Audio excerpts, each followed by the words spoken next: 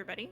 Welcome to our first session of Starfall Kingdoms, the Daggerheart potential campaign. Right now, it's just going to be a 3-episode shot. I will be your DM, and I will preface this again by saying this is the 3rd or 4th time I've run a Daggerheart session, so if I fudge rules, I apologize, but we are learning here together, so I will begin by stating the premise again, just so to refresh your memories, and then I'll go ahead and start into the campaign. So the premise is the leaders from various nations have issued a call to action regarding a mysterious illness affecting plant and animal life along the southern coast of Seville. Those who have ventured to investigate this strange phenomenon had either returned ill or vanished entirely. While returning, adventurers warn others to stay away from the affected plants or animals, as curious souls continue to flood in, hoping to find a cure. Leaders outside the Varean Dynasty fear the disease could spread rapidly across the continent of Starfall. So, without further ado, our story takes place within the continent of Starfall, where you are all currently traveling to Dawn Hollow, best known for the Great Lemon Tree and the dark forests that surround it. All of you were chosen as a group by Viscount Calcith Tannet, who oversees adventurers signing up to investigate the plant and animal life illness that has plagued this region. In the morning, the Viscount preps you all to find a local druid named Luna, where you might find more information from the previous adventurers as you prepare to leave for the towers of the Lemon Kingdom. You clean up your belongings from your respective locations and all clamber into a carriage that you were gifted by the Viscount to make your necessary travel. It is not a fancy wagon by any means, but you make do. As you ride out of town through the large gates of the Stonefire City where you all were staying, you see large trees sprawling around you and a narrow sunken pathway that you know is used for trade routes between cities. You've all been in this area before, and you were warned of the strange creatures that lay in it. One of you has to drive the carriage. Who's it gonna be? Ooh, who would know horses? Who would know driving? Ooh. Anybody? Who's gonna drive the Cersei carriage? gets lost walking, so driving is not gonna be her MO. Like, this girl trips over her own feet. I think Telki could do it, not because they're good at driving, but because they would talk to the horse. Yes! Okay. Okay, so... They're like, I'm gonna sit here, I'm gonna let you do your thing. Okay, so you all clamber into... Let me go ahead and pull this up. So you all clamber into the wagon, and as you travel along the path, you hear birds squawking and all sorts of various noises and some leaves rustling in the breeze. Let me go ahead and pull up 1 second. Big frog boy. Mm-hmm. As you're driving a little carriage, I want you to make a... Let's do a instinct roll. Me? Mm-hmm. Because you're driving. You're Help. outside the carriage. Go ahead and make an instinct roll. So you would roll your 2d12s and then tell me if it's with hope, with fear, depending Okay. on which one you're using. And then I add the whatever thing I have at instinct. Yes, correct. So if you had like a +1, you'd roll your 2d12s and then add your instinct. Okay, so that's with a lot of dang hope. God, I have to do math. 17 with everything. Okay, 17 with hope. Cool. Yeah. You notice something really unique on the trees as you're traveling along this path. You see these large fruits. Fruits? Citruses. Maybe it's probably a citrus. You're thinking it's probably closer to a citrus, but they're really, really big. And some of them are small, some of them are really big, but they look kind of like lemons, but they're like a rainbow of colors. You're not entirely sure if you've ever seen this before, but you see, like, as you're traveling closer to the Lemon Kingdom, that there's a lot of citrus hanging in these trees in, like, rainbows of color. So as you pull your carriage around a tight corner along a pathway, a kind of a wheel coming off at the ground for just a moment as you turn this tight corner, you see an overturned merchant cart. I can speak words, you guys, I promise. And let me go ahead and move the fog. And I'm going to go ahead and if you would like to be able to see bottom left yet? yeah, you can kind of Yeah, see okay. it a little bit. Just asking. You're good. You're good.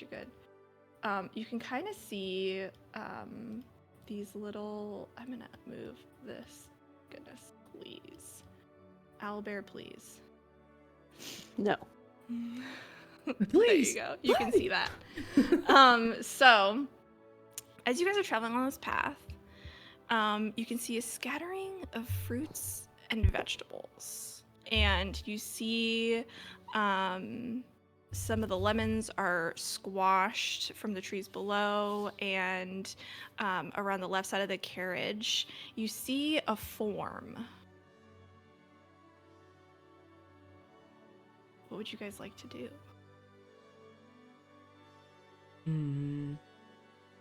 Has And I'm Telki going- told the rest of us what they see? Nah. No. Yeah, then I Telki's- mean, if Yeah, Telki Telki has stopped. Yeah, Telki stopped the carriage for sure, and has gotten off it, but is walking up towards the weird lemons because that's more interesting right now. Okay. I'm gonna kind of scoot the carriage over here. You Okay. guys feel free to move yourselves where you need to go. So you guys are kind of here. What would you guys like to do? So you've stopped it. Now what are you gonna do? You can kind of see some leaves rustling in the corner, around the corner, and you can see this carriage kind of turned over. Is this horse still here? This horse is here, yes, but Okay. it is fallen over, Oh gosh. and it looks like, I don't know, it looks suspicious. Okay, so like off the rip, we see this fricked up. Now can we see the cart since Telki's moved it closer? Yes, you can see the Okay. cart. You've moved closer. You've stopped the wagon. It's on its side. The wagon's on its side. There's smashed fruits and vegetables. There's no one. There's not a person per se around. You hear like a rustling behind it, and then you see this horse that's kind of. All you see is kind of like the hindquarters of the horse, and it's like on its side. That's not good. Umi will lean over to Amanita and be like, you know the medicine stuff, right? That horse kind of looks not good. Yeah, it looks like super not good. Not the jersey. Amanita can actually extract memories from dead. So Amanita, does it look like the horse is dead? I don't know how. Are you getting close up to the horse? Like, where are you guys walking towards it? Are you I'll standing get out close? of the cart and I guess I'll walk towards and see, because if it's dead, I can try to figure out what happened. Okay, so as you guys walk and get out of your carriage and you get closer, out steps this wolf from the corner of this carriage. Hey. And as this wolf steps out, you see it's a body of a wolf, but the face it's strange. It's kind of owl-like, and it's got some large wings on its back that you feel like that's not too typical in this area. And it looks like it's chewing something. And as it sort of turns and sees you, you see this hand kind of fall out of its mouth. And it looks at you. And then it kind of snarls a little bit and it walks forward another step. And then you see two little wolf cubs step out from behind this wolf, kind of cautiously. And what would you like to do? Yeah, Amanita, maybe we just let the wolves have the horse. I'm not too concerned about that anymore. Umi's definitely gonna be like standing, like, especially like in front of like Cersei, and we'll like look over to Cersei and be like, all right, no more, there's no snow, so like, please don't trip again, okay? It wasn't my fault. It wasn't my fault I did it in the first place, and you don't have to keep reminding me. Sure, yeah, absolutely. Just my shoulder's right here. I'll help you from the wolves. Like, yeah. Amanita's just like slowly backing up, like never looking away from the wolves, just like slow walking back. Okay. Could could Valus could Valus have a look around and see if he sees anything else? Like, is it just these creatures, or is there something else sinister hiding? So are you trying are you just looking around like on that side of the cart? Are you stepping closer to the wolf? Like He will step a little bit closer okay. for sure. Okay. My thing's being a bit stupid. Bear with, so I'm gonna have him kind of like step probably here, because out of biting range. Okay. And then just kind of looking around this general area off to the sides. Okay, so go ahead and make an instinct roll, and I'm also going to roll for the wolf. Okay. Okay. Now let me remember how to roll, because it's the first time. Okay. Right. So that is 17 with hope. Okay. So the wolf seems okay with your presence at this very moment. It doesn't seem offended by you moving closer. She's just kind of like protecting her pups at the moment. For you, you kind of sense that right now, all the wolves, the only things that you can presently see are this wolf mother and these two pups. Unless you get closer to, you feel like there's a reason why maybe this wolf was here, or potentially you might be able to tell from the cart that this seems out of the ordinary for this area, and so you can't tell though that there's any other presence close by. Okay. Telki's like looking up from having been picking fruits, holding this like big purple and green lemon in their hands, looking over to the wolf, and with nature's tongue just asking them, "You good?" Because with nature's tongue, I can speak the language of the hidden natural world. When you want to speak to plants and animals around you, make an instinct roll. Okay. And then it says 12 in parentheses, which I don't know, but 12 just means like that would be like the average, like if you didn't want to roll. Okay. So then go it ahead says, in addition, whenever you make a spell cast... Oh, okay, that's another thing. Never mind. So go ahead and roll. Yeah. With fear... God, what's a 6 plus... I'm so stupid at math. It's a 15. 15 with fear. Okay. So you go to speak to this wolf, and it kind of snaps its head to you and finishes chewing its meal in its mouth. And you hear a little snarl, and it says like, "This is our meal. Don't come near it." For the lemons.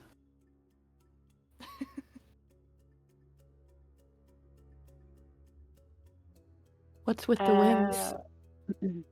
What's with the wings? You're still talking to Yeah. it? Yeah. The wolf just kind of looks at you and doesn't understand. Like, it looks like it's trying to figure out why you're asking, and I've always had these wings. What do you mean? And to the rest of you, all you hear is just like growling and this wolf just like half snapping and like grunting growls at Does them. do the babies have wings? The babies don't have wings. Okay. Oh. Okay. Not knowing what's going on. Umi's just, they're not being aggressive, but she's gonna make sure Cersei's like good and then step like just in front of their horses. Ooh. Not Okay. not aggressively. Non-threatening. Yeah. Just casually moseying and like looking like she's like walking back around, but just, you know, there's a nice, easy to get horse, but sometimes animals like a challenge. So she just wants to make sure that their horses are okay. Okay. You said that have we seen this type of wolf owl thing before? No. You have Okay. not seen a wolf owl bird creature before. You've seen wolves. Then can I And you've seen reach owls. out across the Fun Girl network to see if any of my ancestry have seen this thing across the world? Sure. So I have to make an instinct roll and speak Mhm. to across any distance. Okay, go ahead. That's sick. Let me call out the fam. Yep. Can I call it? If I remember right, I got 2 7s. That's a crit, right? That's a crit. That's a critical Oh. success. Correct. Yes. So anytime you roll, it doesn't matter how high or how low. Even if you get double ones, that is a critical success. So you reach out and you feel like this sense that you've connected with somebody in a neighboring town that is within your family of network. And you kind of tug, and your mind, you're searching to see if others have seen this before. And you get the sense from this tug and checking with this other fungal that no, they have not seen something like this before. Sorry guys, my folks are like totes lame and they've never seen wolves like this before, so I think we're like on our own. Whilst this little growling and snapping and things going on, can Valis get a little bit closer to the car itself, kind of giving a wide berth to the wolves as much as possible, but kind of get to like here? You can certainly try. Oh. Okay, help. What do I need to Meanwhile- do? I'll back you up. Okay. Yeah, Cersei While- will look between Umi and Valis and shrug and just kind of trot after Valis with Oh. her hammer. Okay. Away from the While wolves. they're doing that, I was gonna say, what is Scarlet and Davy doing?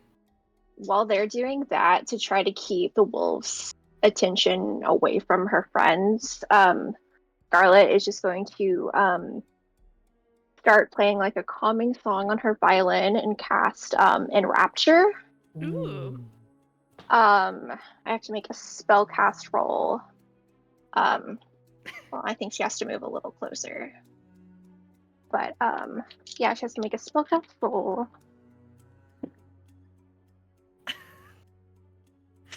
You guys are funny in chat.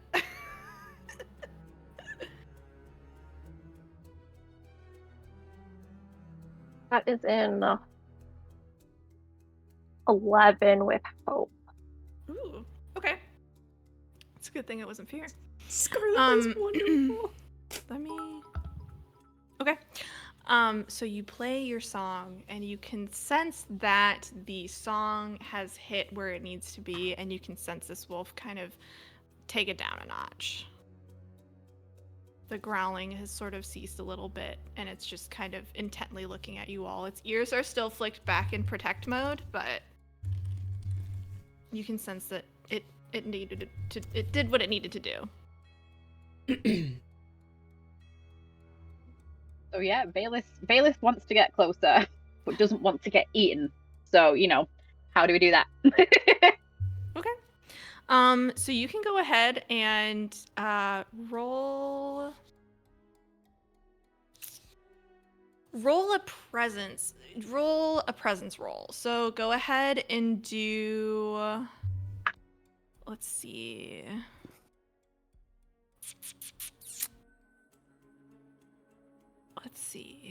Yeah, do a presence roll. So Since I roll said your I'm walking 2d12. with her, does that You can have give any advantage, help? yeah, if you guys are helping, absolutely. Go ahead and roll with advantage. Oh, thank God. I need that advantage. Oh no, that's worse. Oh no. The first one. Okay, so it was 10 with fear. Oh, remember, advantage isn't a reroll. You add a d6. Yeah. Oh crap. Yeah, okay, Yeah, so So take Yeah. your better one Oh. and add a Mhm, d6. yeah. Add a d6. yeah. My brain just like short circuited there. No, you're good. You're good. You're good. Oh, We're all looking out for each other. okay, so that takes it to a 15 with fear. 15 with fear. Okay, you rolled both with fear, girl. I get another fear. So it starts sort of snapping at you, and it's gonna move. I'm going to spend a fear, just so that way we're sort of back and forth a little bit here. So we're gonna keep using the token tracker. So I'm gonna move her to jump in front of the cart. The pups are also gonna move, but they're gonna step back here, out of the way. Okay.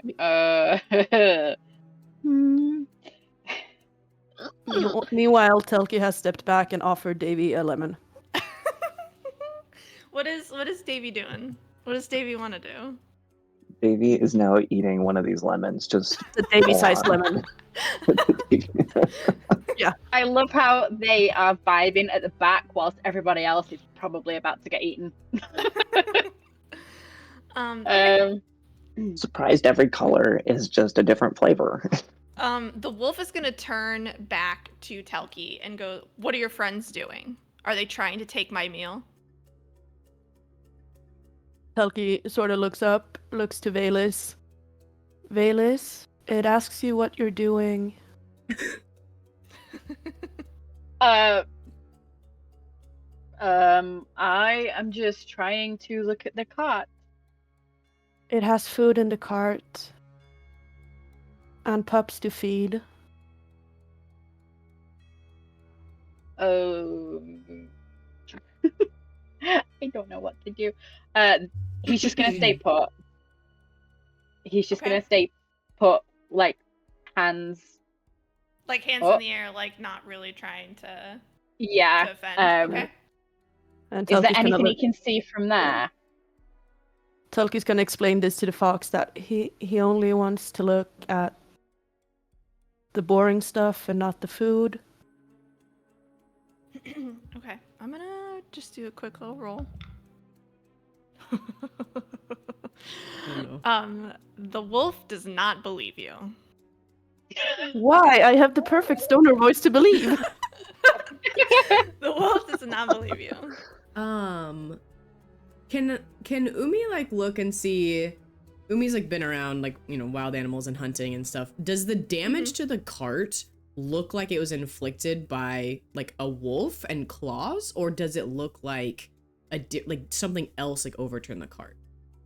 Go ahead and make a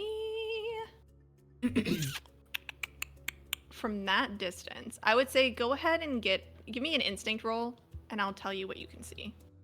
Okay. Oh lordy. 12 with fear.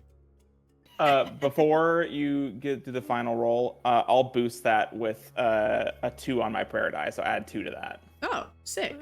Ooh. 14 with fear. Okay. So with 14 with fear, you can tell that this cart was badly damaged. It doesn't look like it's done by wolves per se. It does look like there's splinters, and it does look like maybe some scrapes along the wood. But you're not entirely sure like if it was a weapon or if it was something else. So from this distance, I would say yes, you could tell it's definitely probably not the wolves. Alright. But to get like a little bit more information, you'll have to get a little bit closer. Okay. Hey, Telki, can you ask them if they saw who did this, like who gave them this wonderful meal for them to have? Ooh. And then they just stare right at Umi.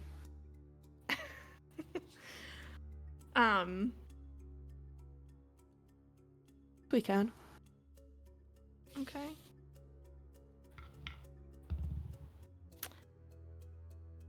The wolf mom kind of looks at Telki, and puppeting what Umi said, will kind of shake its head back and forth and say, no, we came upon this. This is our meal. So Found it.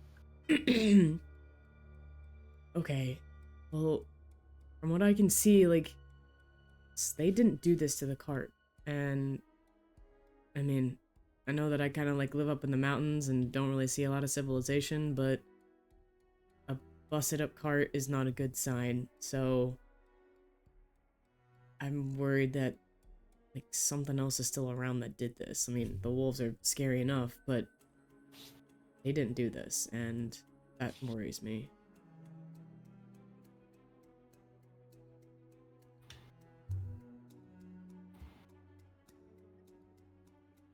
Is there a body of a person or like From a what you humanoid?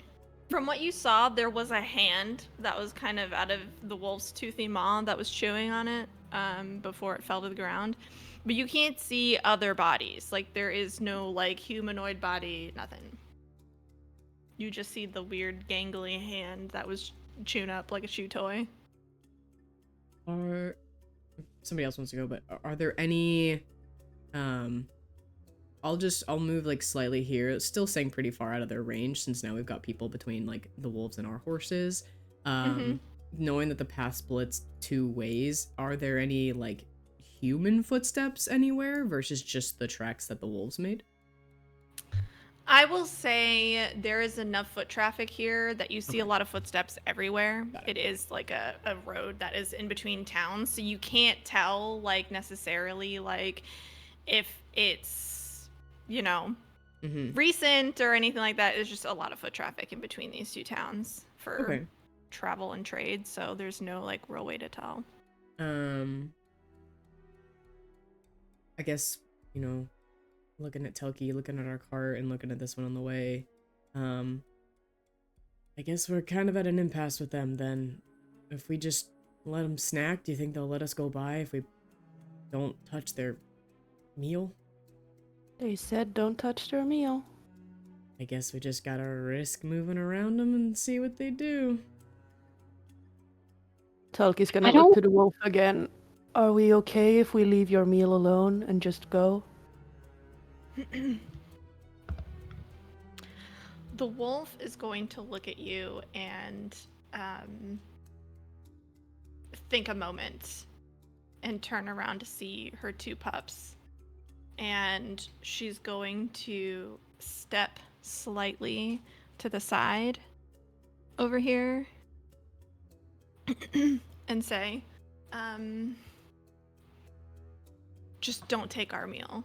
And she's going to sort of like help the pups like sort of take a couple bites of food and sort of step back a little bit for you guys to kind of make your way around the corner. What were you gonna say, Cersei? I don't want to alarm anyone, but I think they ate that guy. Yeah. We think you're right. Obvi. So the Bayless wolf the wolf and the pups are kind of off to the side now. They're kind of like scrounging on this horse that's like laying on its side. So whatever you want to do now, they're kind of distracted. So feel free to do what you got to do. Hey, Davey, you wanna? I don't think we should ride in this. I think we should keep a barrier between our horses and the wolves. Do you want to help me? Yeah, I could help you. Oh my god. Oh no. Oh my goodness. Okay. Yeah, so I guess we'll just like let me attach myself to this one. Yeah, I guess. Oh lord. The cart seems really big, but I promise you, like there is like a solid space. It's just like, really big for you guys to see. Okay. I was just. So you guys can go like up and over, or if you guys want to look at the cart, you can. They're kind of like behind it chewing. Okay. So if you want to look at it, you can as you pass by. Yeah, I mean, I'll let the three that are closest decide if they want to look at it, and that way we're not like too many people going up to the cart. Yeah, I'll look at it. Okay. Go ahead and as you kind of pass by the group of you, and you kind of are looking at this, you can tell that all the valuables in this cart are gone, if there were any. It's kind of picked over. You can see as you like look in, this cart is not like a covered cart. It is kind of like, as you see like on the field, it's like got high walls and it's got stuff in it. But you can tell that it's picked over. The crates are open. You can see like a mangled arm on the side. And you can see as you get around the cart, that's since it's on its side and things are kind of strewn about, the cart is laying on top of the person. And you can tell that as you kind of make a drive-by around this, that the neck is slit. Ooh. Guys, I think this wolf knows how to use weapons and eats gold. So I think we're in trouble. Would you allow Bayless to kind of walk up to the body and kind of inspect these wounds to see if it's, not necessarily familiar, but like if it kind of has like a signature or something that he might be like kind of familiar with doing what he does, if that makes sense? Sure. Go ahead and give me a let's do like a knowledge roll. I feel like that's definitely like to recall. You know, go ahead and give me a knowledge roll. Does this look fresh or recent? It definitely looks like the blood has coagulated enough that it's been sitting here for a little bit, but not like multiple days, you know. That's that's a 12 with fear. Good lord, people. Boy, I love All me some fear fear rolls. today, baby. Probably. So as you approach this cart and you look at this body and you're inspecting the wounds, Davy and Umi, and I'm gonna say Davy, Umi, Cersei, the three of you feel like something's really weird. Mm-hmm. Somebody make an instinct roll. Gosh. You can I all could three make try an it. instinct roll. Yeah. Yeah. We can Let's all all try. three? Yeah, go ahead. Alright. Okay. Let's go. Hey, Scarlet. Want a lemon? Oh. 2 6s. Well, never mind. But this is a clarifying question. I have Yeah. a thing called steady that says you have advantage on rolls, blah, blah, blah, to use your survival knowledge. Does that count in this situation? I don't know. It's a very broad thing. It says traverse dangerous cliffs and ledges, navigate harsh environments, and use your survival knowledge. I'd say no. This Okay. is much more of like sensing presence or other things that could be in this area. All right. Do we still need to roll if homie got a freaking crit over here? I got a 13 with hope. That's great. All right, take that Umi, hope. what did you get? I'm about My to first roll. hope roll. Oh, I'm not even joking you. I rolled 3 12s with fear in a row. In a row. Give me another fear. All right. So Umi is like Focus too on the busy looking at horses. Cersei's beautiful face to Aw. try and pay attention to what's happening. Davy and Cersei, you both feel like there's something behind these trees. You feel like there is something here. And as you both kind of come to this realization, you hear the sounds of branches snapping. And you turn to see around this like tree, like right here in front of you, Oh, little figures that are popping out among these branches. I'm gonna leave that one Actually, over here somewhere. like my stomach just didn't drop out of my body. So, you see 6 cloaked figures. Oh, You Lord. see some peeking out. Right now you can only see 3, but there's going to be 6. You can kind of see them behind others and whatnot. They're underneath the tree line, so you can't really see too many of them. Right now you can only see 3. But there are 6. The Davy and Cersei, you can see 6. They look to be wearing some sort of insignia at the top of their hood that's covering their faces with like a crest. And because you guys, Davy and Cersei, you could pay attention and you saw what was coming, you stand at the ready. You guys get to act first. What would you like to do? And I will also note that the wolves will see these, and because Mama has wings, she's gonna take her 2 pups and fly into the treetops over here. Oh. goodbye. Goodbye.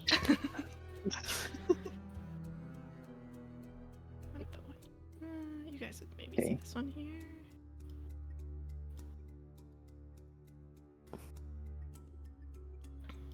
Hearing the twigs snapping, Davy's gonna turn and see these people coming out of the trees, and just put a hand on Umi and says, "Umi, I don't think we're alone," and cast Hava's armor.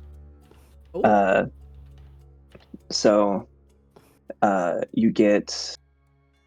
I'm gonna spend a hope, so you get a plus 1d6 to your armor score the next time you mark an armor slot. Oh, dang. Okay. I'm gonna put a d6 in front of my face so I don't forget. Oh, it's like that's how much more I would reduce like a hit from? Mm-hmm. Sicko mode. When I use an armor. Okay. Yeah. Can Umi now see the people in the trees after being distracted by Cersei? Beauty, yes. Okay. What were you gonna say, Amanita Cersei? and Valus, Scarlet and Telki, all of you can see, like, as this is happening, they're all talking, and after, like, a couple seconds, you guys will get your turn after Cersei and Davy, just so you guys know. So prepare what you're gonna do. Cersei will. She has her hammer. She's at the ready, and she's gonna ask Telki, "Are these your tree friends?" She has no concept of druidry. Talk to your tree friends, Telki. We don't have tree friends. They're right there. They're not our friends. Oh God. Incredible. You sound like a traumatized kid from like a horror film. I They am. mostly come at night. There are no friends. All right, Dave and Cersei, is that what you guys are gonna do? Yes. Okay, so after you guys do your thing, they're gonna move. I'm going to spend a token, and I'm going to move them a little bit. 2, 3, 4, 5. I'm gonna use my banana runts as my action token. I love it. When do we start tracking those? Only in combat? Yeah, so in combat. So every time you guys take an action of any kind, you're going to put that in the action tracker. So, and essentially the way that it works for me, just so you guys like have an idea of how this works, is every time you guys basically every time you guys take an action, then that adds to the action tracker, and I can spend that to like activate an adversary or do something with like an environment. So like making attack rolls, things like that. Whereas like in order for me to do something, I have to spend a fear. Like that's how my moves work essentially. So like, and I can also convert your tokens to fear. Ooh, Just so interesting. you guys know. That's cool. So like, yeah. So every time you guys do something, just make sure you're adding it to the tracker. So that way I can use it for my fear. Because otherwise, if you don't do that, then I can't do shit. So super important. Please mark your action tracker. So with that being said, you guys what you need to do. I'm going to spend a fear, and I'm gonna move those guys closer like I just did, and then I'm going to I think that's actually all I'm gonna do is I'm just gonna get them closer. And that's it. So who would like to go? But they haven't made. Sorry, they haven't made any aggressive like action towards us yet. No, they're just kind of like fanning out. Okay. If that makes sense. Like they're kind of in like a fanning out. You know, like when a group of bullies comes up and there's like a fan of, that's what they're doing. So Telki's gonna shrink into sort of the same fur color as they already have, but smaller, rounder with a bushy tail, and they're gonna beast form into a cat. Ooh, okay. Let me go ahead and pull up your cat. Because I assume this cart is sort of like, it has a roof on it. The one that for you guys, yes. Yeah, the one But that I'm for standing right next to. The one that is like turned over does not. What were we gonna Is say, your Brenda? turn in? I was gonna say if Telki's done. Yes, I'm done. Thank you, Mitty. Okay. So Scarlet sees these people come out of the trees, and she's gonna like just slowly put her violin back in its holder on her back and grab her whip from around her waist and just start like slowly unfurling it while she looks around to her friends and says, all right guys, we might have to fuck some shit up. And I'm gonna give everyone a rally die. Ooh. So once per session, as we prepare to enter a dangerous or difficult situation, I can give myself and each of you a d6 rally die. I'll put it in the chat too, but you can use it at any point to add the result to an action roll, reaction roll, damage roll, or clear stress equal to the amount that you roll. Holy frick! Nice. Nice. Whoa. And then I think she's going to move a little bit more. Telki would have climbed up on the cart when they're wild shaped. Okay. So they're like standing on top of it. Okay. Does there seem to be one of the 6 that's in charge? You can't tell at this very moment. There's not one that has like a specific like leader, you know, like they're all dressed the same. They're in these leather outfits with a hood, boots. They look like they have some knives or something like that in their hands. Then Amanita will turn to the one that's standing right next to her. Okay. And kind of like framing herself where she's also like the other people can see that she's talking to them and kind of like talk loudly. and basically be like, I think you guys are like outnumbered, if my math's right, and I think you guys should just like get the fuck out of here.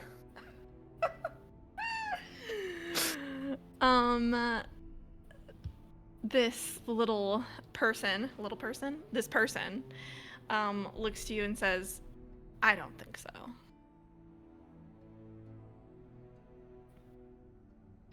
Cersei will ask, which one of you nice guys is in charge? They're gonna look at her and say, in charge? There's no one in charge here. So you're unorganized. Incredible.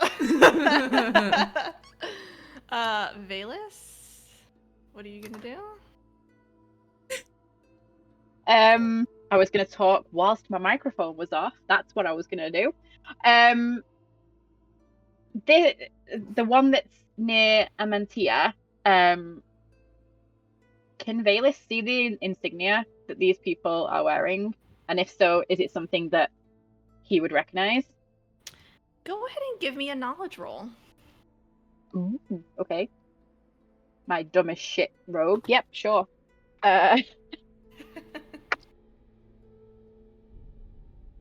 Hey! 1 second, because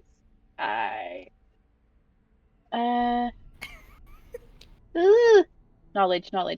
Okay. That is a 17 with hope. So I got hope. Dang. Okay. So as you kind of see Amanita and this cloaked figure talking back and forth, and Cersei's talking as they move their head to talk to the two of them, you see this insignia. And you're racking your brain, you're like, where have you seen this before? That's right. This is that group of people that you feel like your parents, no, somebody you worked with, they didn't like this group of people. And you can't remember their name. But you remember the insignia. You feel like you could place it. Something you remember from back home. Okay. So bad. These are bad people. I'm just trying to think if he's going to be really impulsive. Because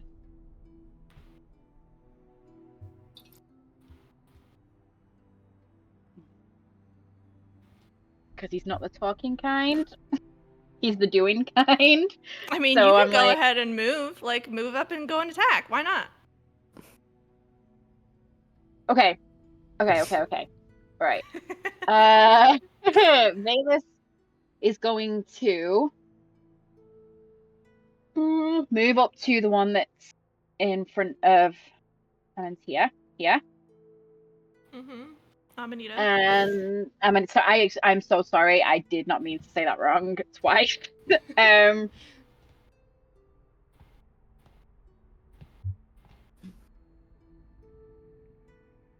He's gonna spend a hope.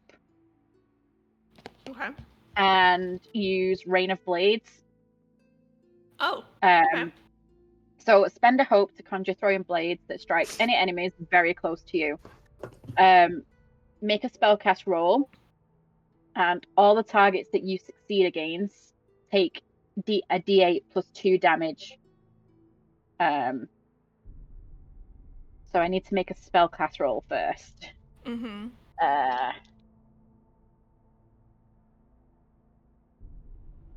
Shit. I'm gonna use the rally dice just to take a little bit. So that's a 13 with fear. Oh no, that ends it for. So you said a 13? Okay. So as you go to attack this cloaked figure,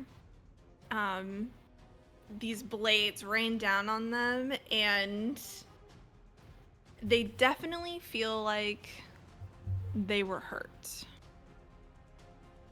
Okay, so I roll a damage. So I roll damage now, then? Yeah, go ahead and roll damage. Okay.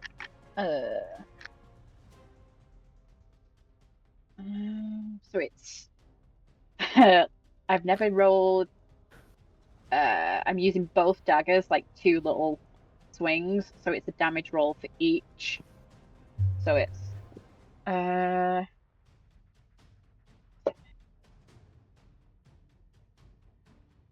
So total, it's 9 damage.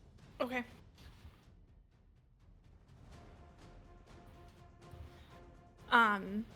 So as you rain these blades down, they definitely take purchase, and you can see them. He kind of like shakes his shoulder to like mark like a blade to kind of glide off his shoulder, but then he takes another to his chest, and you can tell that he's been wounded a little bit from that.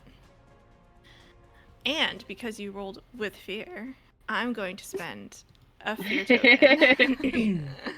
And I'm going to spend, let's see, 1, 2, 3, 4, 5, 6, 7, 8. Okay, so I'm going to move these into position by spending 1, 2, 3. And making an attack roll against Valus, Cersei, and Umi. Okay. Rude. Valus does a 18 hit you. Yup. Okay. I'm gonna go ahead and roll the damage. That is 5 points of damage to you. Okay. Cersei does a 14 hit you. Your evasion. Yes. Okay.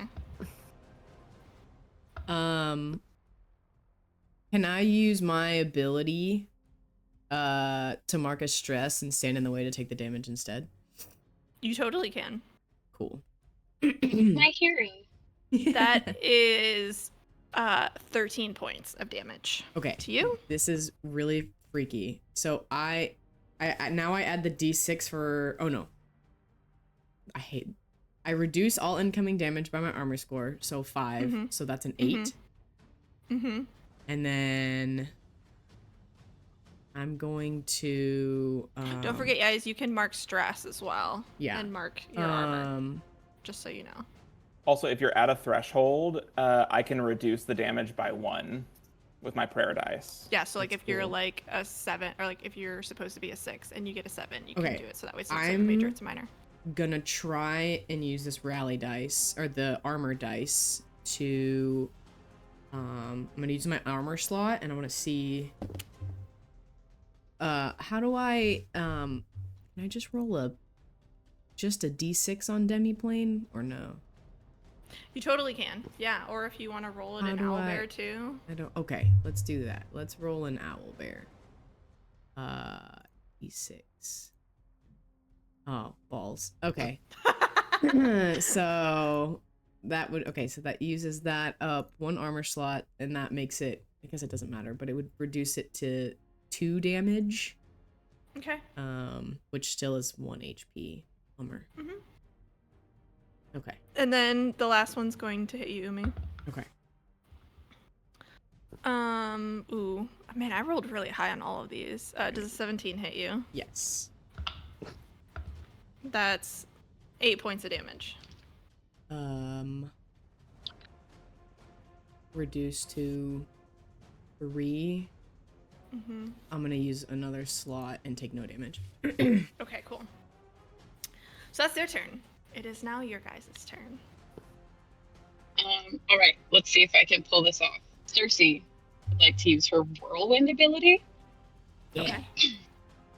And basically make an attack roll against a target in melee or very close range.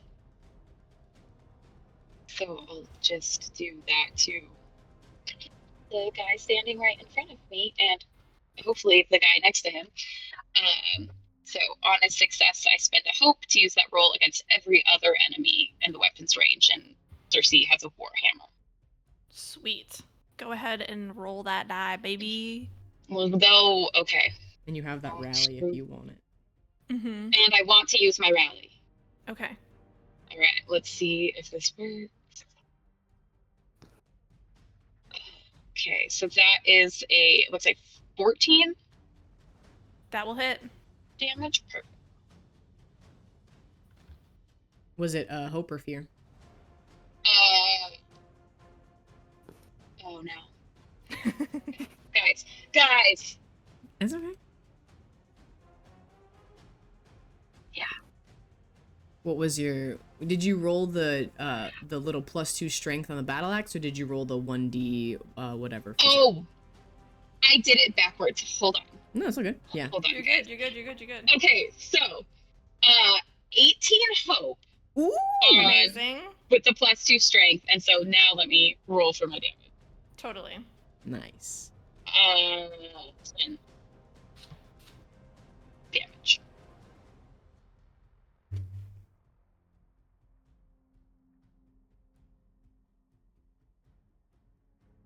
How much was it? 10. Oh, sorry, we can hear you.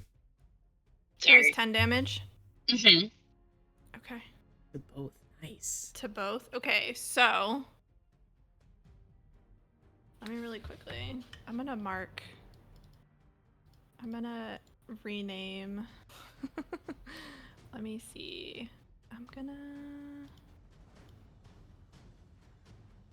We'll do, let's see, that's T1, T3, T4. We'll do this T2. And T2, T3, T4, T5, and then this will be T6.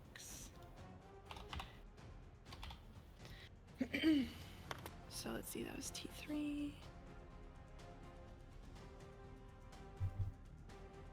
Okay. Okay, so you hit both of them, and they like try and deflect, but it goes right into their armor, and they look freaking wounded. They look hurt. Get it, baby. Okay.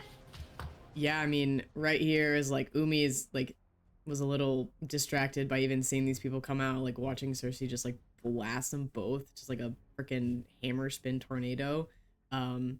She'll look unappreciatively and pull out her own battle axe and become unstoppable. Ooh.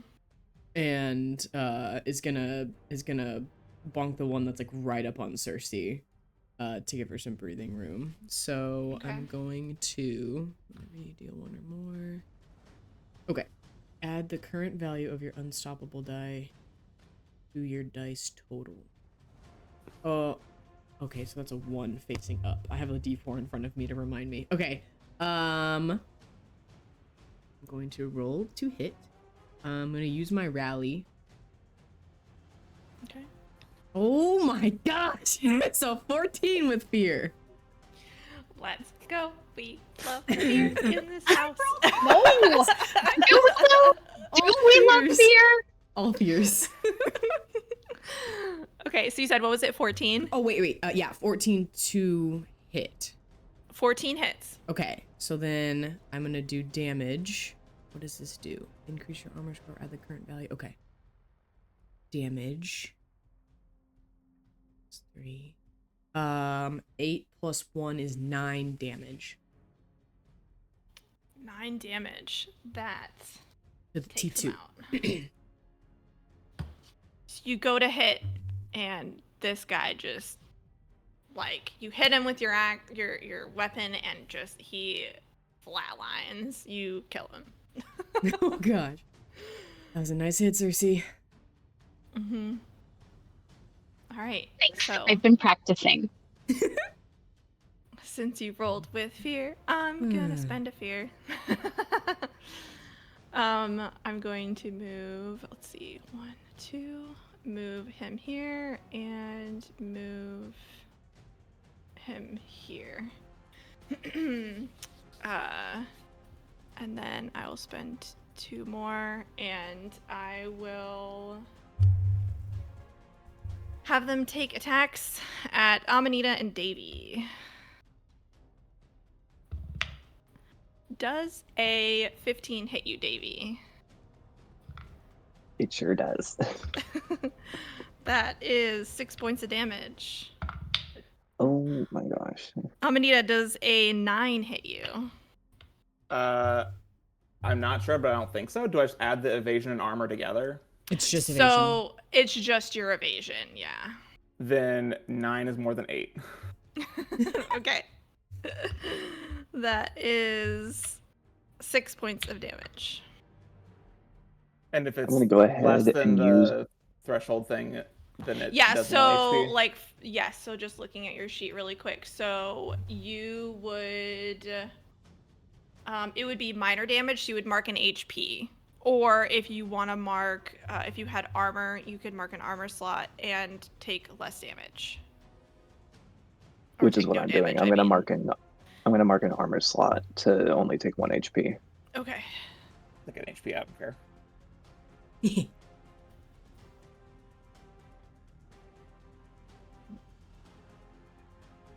Yes, I am, just as a reminder, you guys, because I saw there's confusion in the chat. So every time I spend a fear, that means I get to make a move, and then I spend your tokens, and you're like, every time you guys add your actions there, I'm spending them to have my characters make moves, if that makes sense. That's essentially how this works.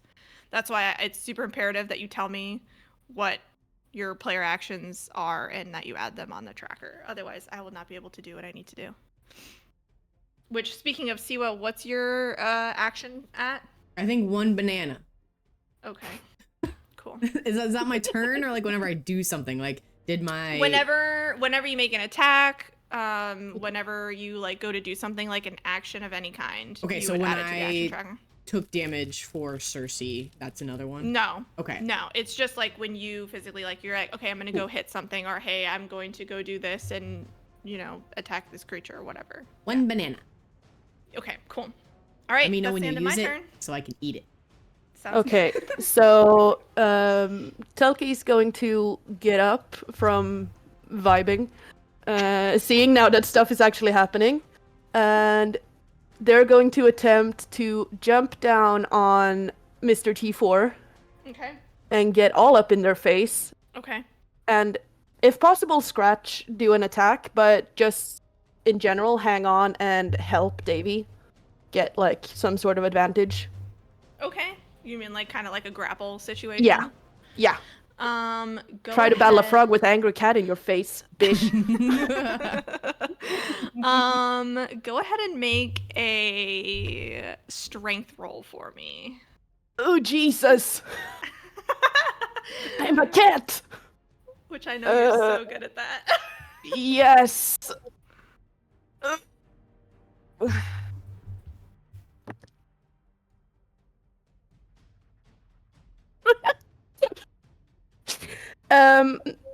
That's it's a 1 on my hope die, and it's a 2 on my fear die, and then I have a -1 in strength. Oh my goodness.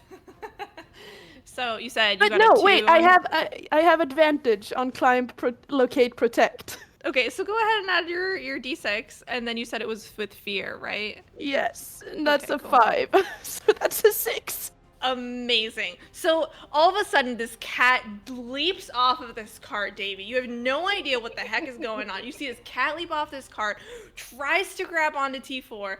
This cloaked figure looks up and is trying to grab this cat and grabs Telki by the scruff and just like is kind of holding them in place. So you can't like.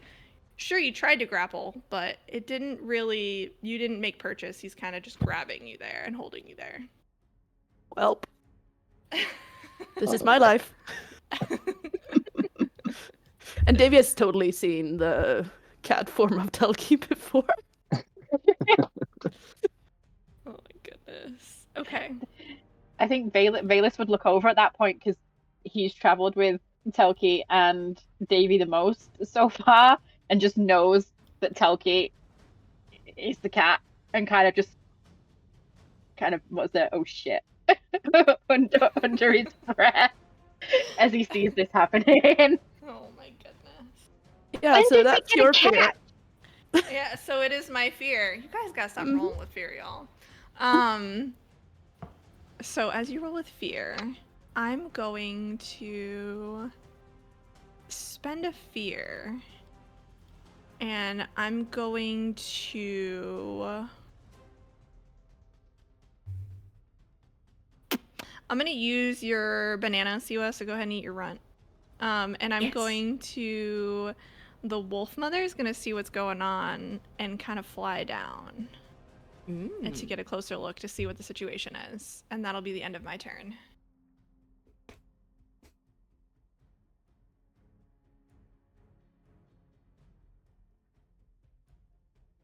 Brenna, did you get to do something? Yeah, Brenna, Davy. I think we've almost all Rachel, I don't think gone. you've done yet. Okay.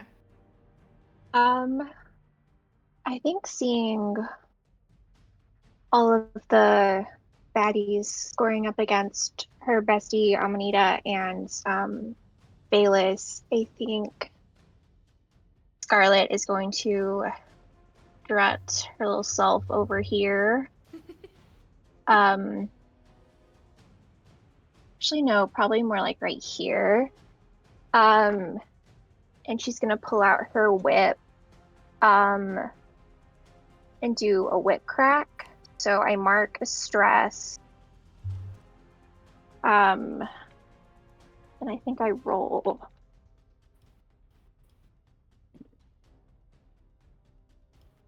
That is a 15 with fear.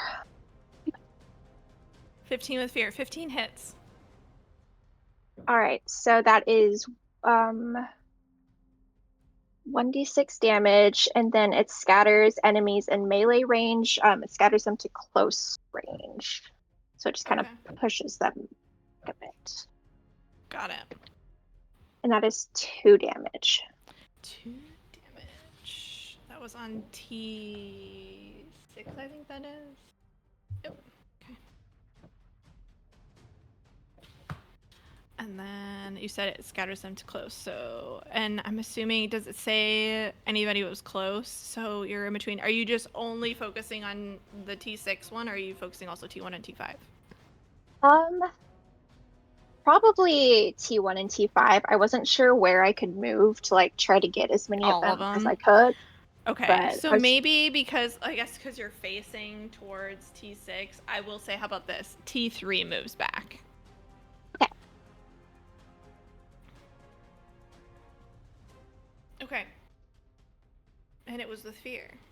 So, I'm going to go ahead and spend a fear. And I'm going to move my wolf. I'm going to use that and use my wolf to kind of get a little bit closer. And she's going to...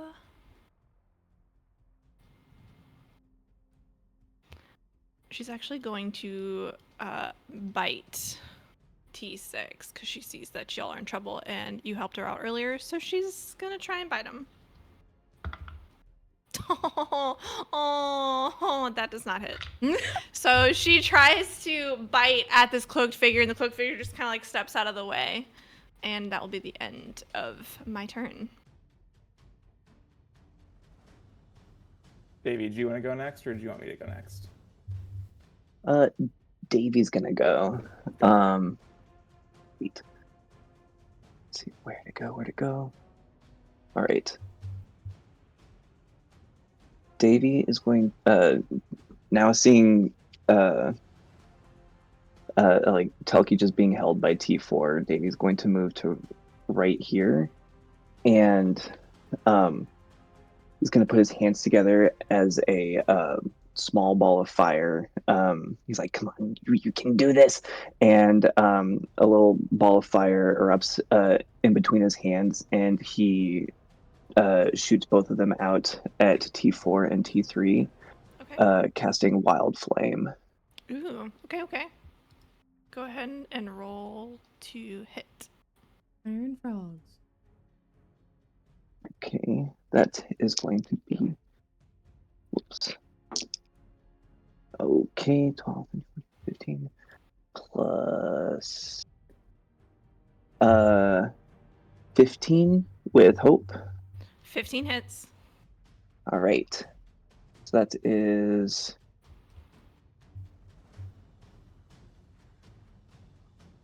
let's see. 2d6 damage. Okay. That is 7 points of damage. Oof. Okay. So the flames erupt from your hands, and and the cloaked figure directly to your right, which is T3, will grab at their cloak as it catches on fire, and they fall to the ground, dead. And then T4 feels the flames and tries to pat them out, letting go of Telki, and is trying to pat them out. And you could tell he got a little bit burned. Yeah. You okay, Telki?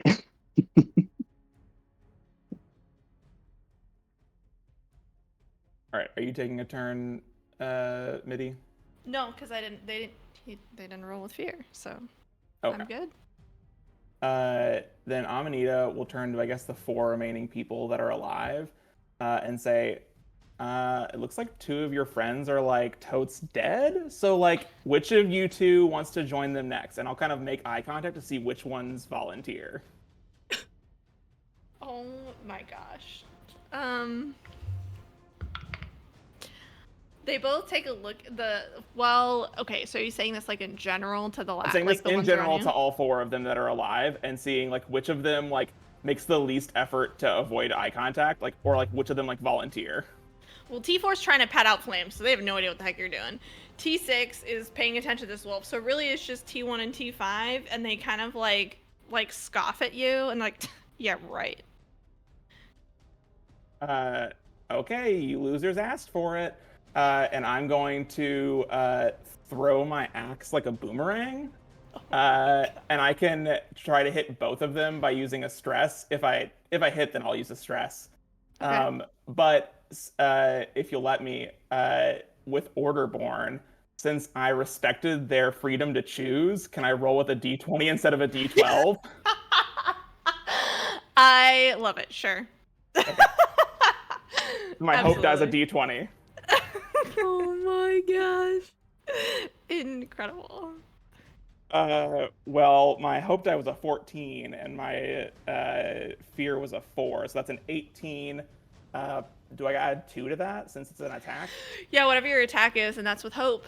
So yeah, and So that's a honestly, you 20 don't with need the to. That hits. And I'll mark a stress, so that way I can hit both of them with the same got you. attack roll. Okay. And then now I roll damage. Mm-hmm.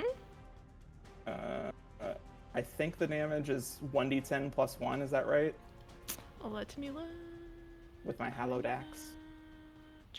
Equipment. Yep, 1d10 plus 1. Okay. That's going to be 9 damage. Dang, that's the T5 and T1? Yeah. Okay. So as you swing this axe around and boomerang it across the 2 of them,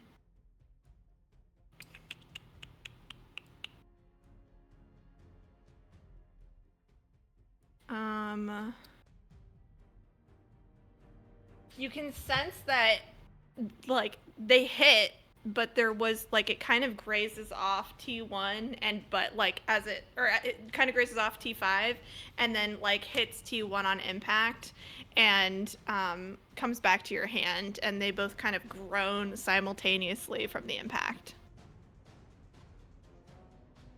Take that, losers. Being let go of the thing, Telki's gonna drop their cat form. Okay. Just reach for the gnarled quarterstaff that's like attached to them still, and just swack this T4 over the head. Okay.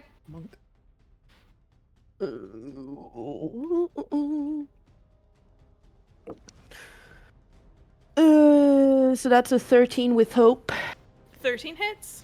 Good. So it's a 1d10 plus 3. It's a 10, so 13 physical damage to this Holy. motherfucker. To T4. Is that 1 or 2 actions since I dropped out of beast form? Let me see.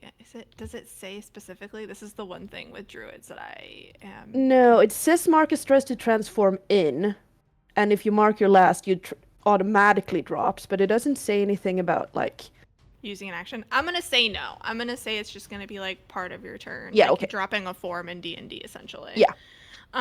So. Goodness. So as you whack this cloaked figure in front of you, between the flames and the absolute strength somehow that you've pulled from your form, you hit this guy dead. what happens when you put your hand on a cat.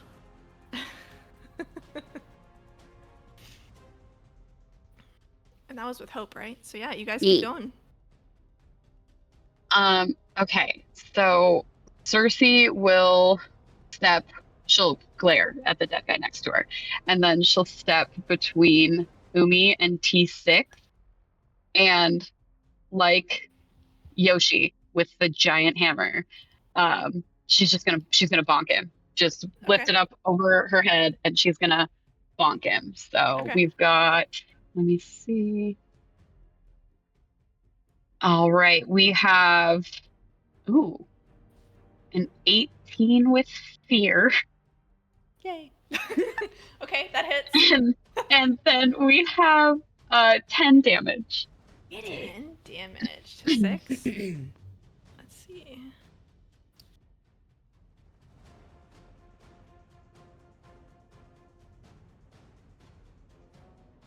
Dang, that's a lot. So you go to like whack him, and between his shoulder blade and his neck, you absolutely clean cut off his head. Yes. And he dies. Should be more like a melon splat. It's a warhammer. Yeah, it'd be like yeah. It is a warhammer. It's just clean schwack. Just and covered in gore now.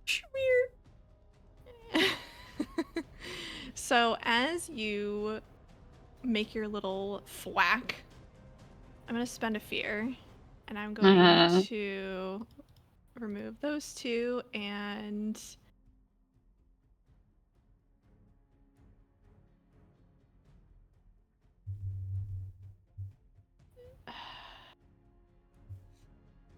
T1's gonna move to the side of between Valus, Scarlet, and Amanita, and the two of them are gonna attack Valus and Scarlet. That is a 8 to hit Scarlet from T1. Oh, that does not hit. My Heck evasion's yeah. 10. Let's go. Jeez, nice. Ooh, 17 to hit Valus with T5. I believe that hits. Yeah, why do they hate me? Yeah, that hits. That is 10 points of damage to you. Uh, My turn. Okay, I'm going to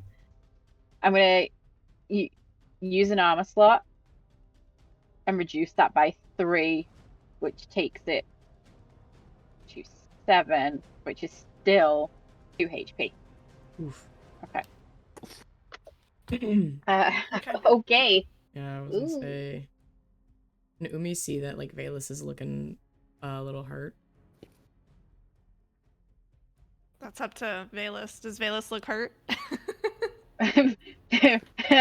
Well, Valus has got 3 out of 6 HP mark, Alright. so Yeah. Probably looking a little bloodied and bruised.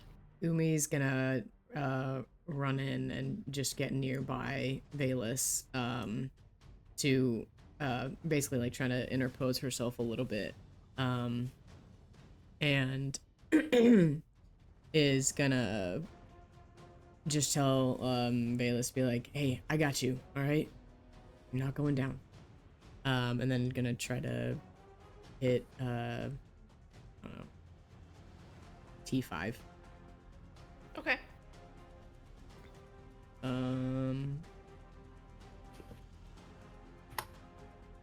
Oh my gosh, I haven't rolled with fear this whole time. I mean, with hope. 18 with fear. 18 hits. Get it. Lord. Oh my gosh. All right. Okay, this turns to a 3 now, I guess.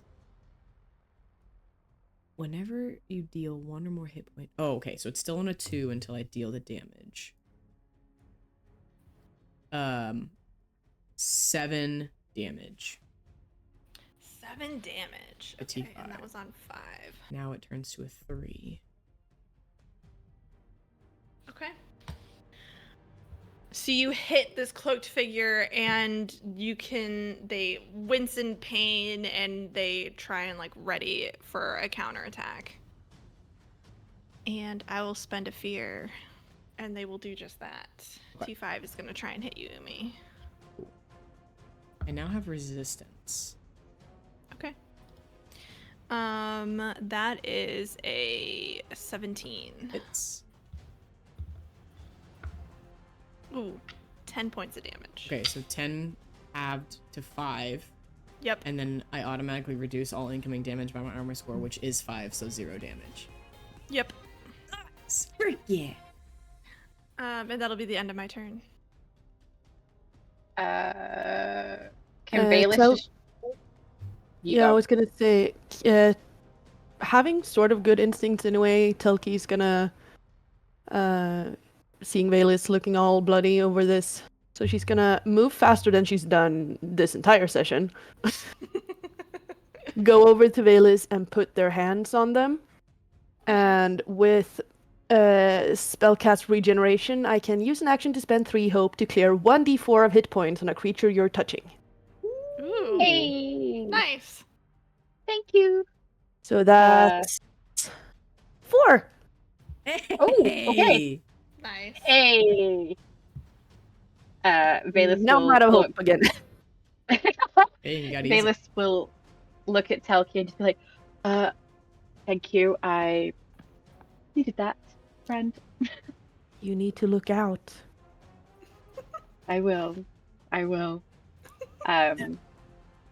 And can Amazing. he hit? Because these are very close. Mm-hmm. He will. Actually, sorry to interrupt. Do you want to do a tag team, Bailiffs? Ooh. Yes, please. Hell I yeah. have the 3. I have the 3 hope to spend. We love it. Tag team, baby. Okay. Let's go. How are you guys tag teaming? I was thinking Scarlet could kind of like roll over Bayless's back with her whip and kind of like try to like knock them back as Bayless Yeah, and stabs into Bayless, them. Bayless will use Rain of Blades again then, Yeah. because he can hit both. Well, hopefully hit both if he rolls well enough.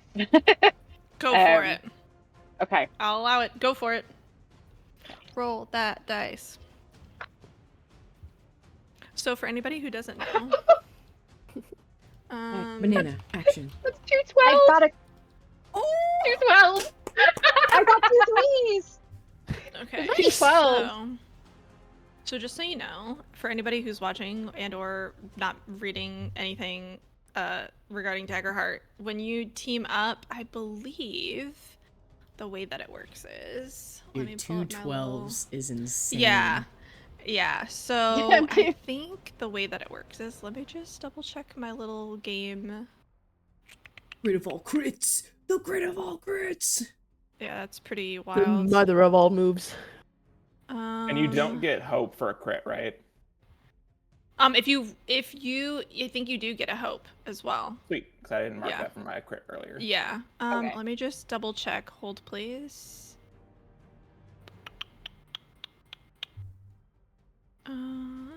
That'll be the only time I ever do that all the games that we play. Ever.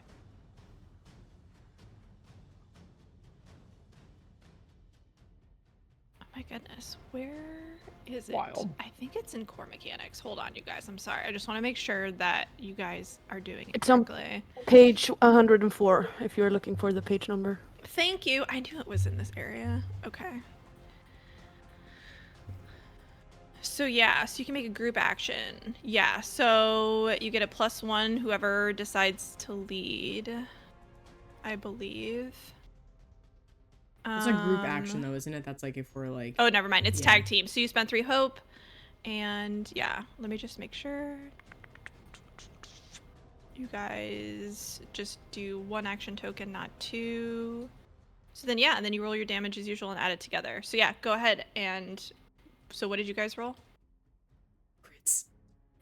Double crits. So Lottie rolled crits, and you also rolled crit. Yeah. Rhoda? Okay. Yeah, Lottie amazing. rolled double 12s and I rolled double 3s. Holy moly, you guys. That's wild. Okay, so go ahead and roll your damage.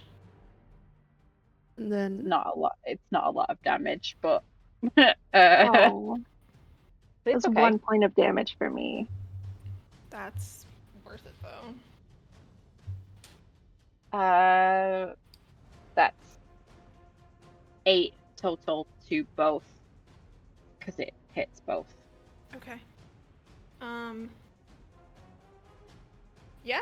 So as you guys whip you crack your whip and you knock him back, Valus turns and rains these daggers from above and absolutely destroys the last 2 remaining people. And just as a note, the wolf has now scurried back with pups, seeing that the issue is taken care of by the group of you guys, and that will end our little action tracker shenanigans. You guys don't have to keep adding right now. It's only during combat or when we feel like it's turn by turn. So, with that being said, what would you guys like to do?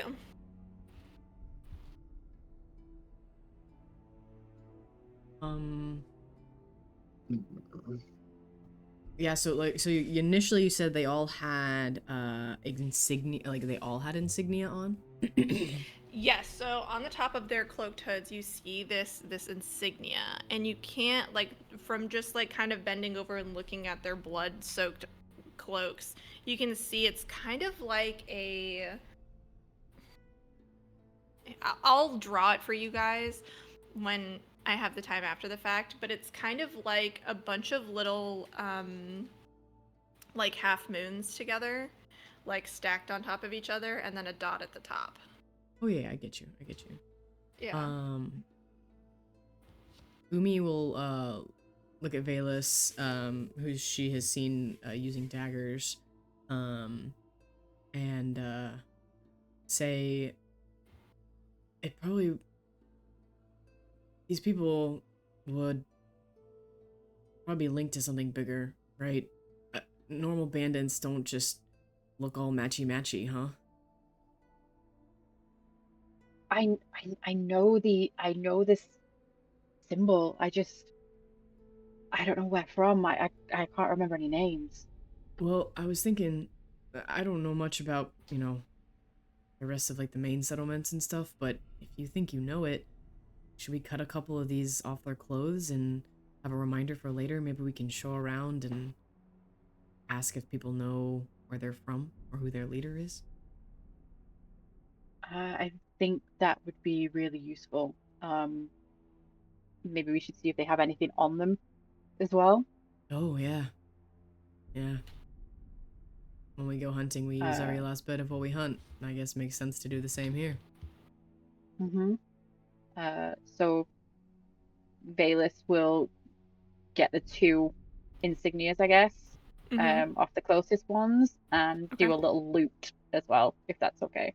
Yeah, absolutely. Umi will help that while her pilot goes to the bathroom. Okay. So yeah, we were gonna take a little like 5-10er right after this, just so you guys know. So as you guys kind of loot through their bodies together as a whole, you only find like a couple handfuls of gold split amongst you guys selves, however you want to split that. It's probably about 3 handfuls of gold, and they really don't have too much on them.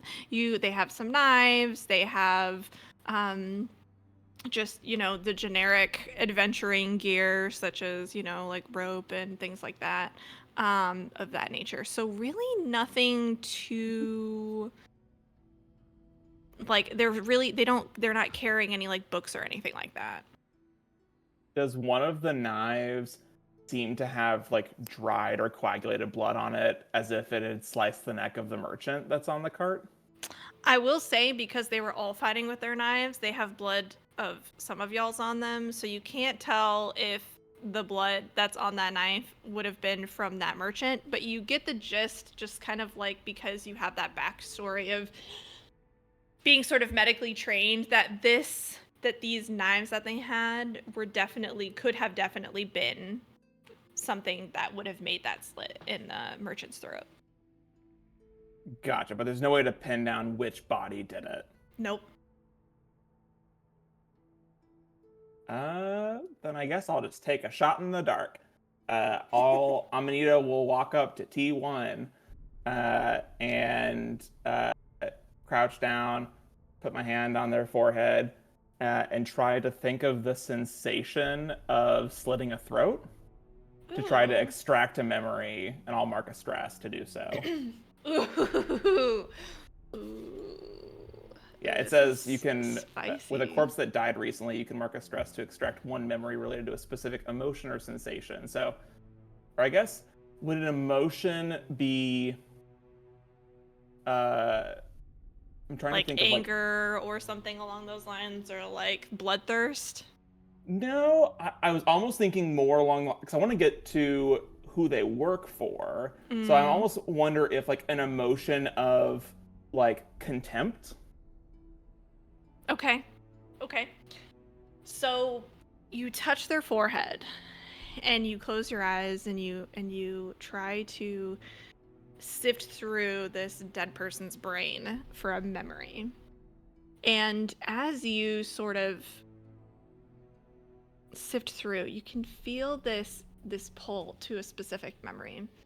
And does it say specifically that you can see it, or just like feel what happens in it? Let me look at your. It says sheet. I extract a memory, so I'm guessing I get the whole memory. So you get the whole memory. Okay. Wow, that's pretty freaking powerful. So as you pull into this memory, you're greeted with you're walking through this sort of like dingy, dark tunnel. And you get the sense that this is not just like a tunnel above ground. This is underground. This is dingy, dark. It feels like grimy, and there's the hood is kind of pulled over your eyes, and you can feel like them moving with like a group of people. And you can see some people around you, and you're walking through this tunnel, and you hear drips coming from the ceiling and water splashing like your feet are walking through this dingy, dark tunnel. And you come upon this sort of like a circular door with almost like a turn wheel, like as if like kind of like a bank safe type situation. And you go to turn this wheel, and you look at the other two people, and you both nod, and you pull open this door, and you're greeted with this room of just hundreds of people that are wearing similar cloaks, all of them from different walks of life. There's not one particular person that you can see. And as you look forward, you can see this sort of like spotlighty looking, like setting up different lanterns and corners. And as you kind of look around, there's this sense of you don't really want to be here. You got called in, something happened, and you just don't really want to deal with what's happening right now. So you walk in with your group, and towards the end of this memory, you go to look up. This person looks up, and in this like big dark room, there's a bunch of people standing, and there's sort of like this layered platform in the kind of like, not necessarily center, but like center middle, like it's not in the back of the room, it's not really in the center of the room. And there's somebody who's being crowded around, and you hear this really deep voice, and it's like, You guys did it again. You're not supposed to do that. And that's the end of the memory. And you can kind of get like the outline. You can see that they're all wearing the same cloaks, but you don't really see like the person's face.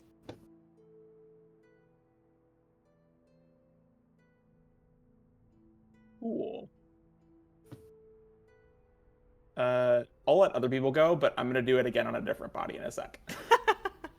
I will say, how about this? Because you could do this at will, randomly, continuously, I will say that for the most part, I'm probably going to only allow you to do it a certain number of times just for brevity's sake. Well, it's I have to expend a stress, so I am Okay, limited. so you only have like, got it, okay. You'll do it 6 times.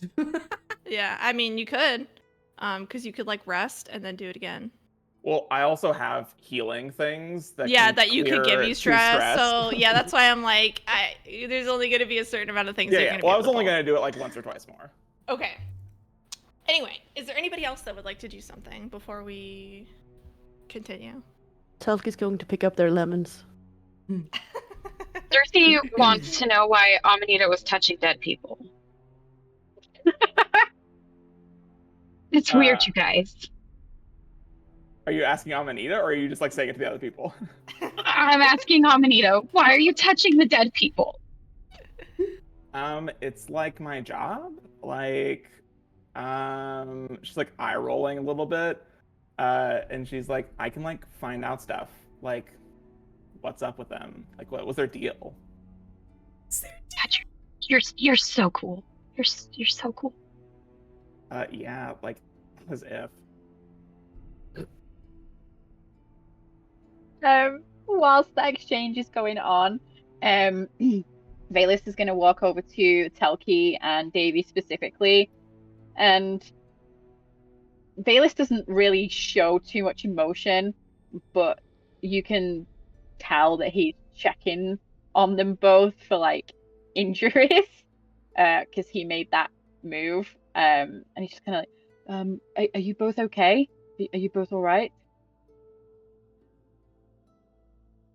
To Davy and Telki.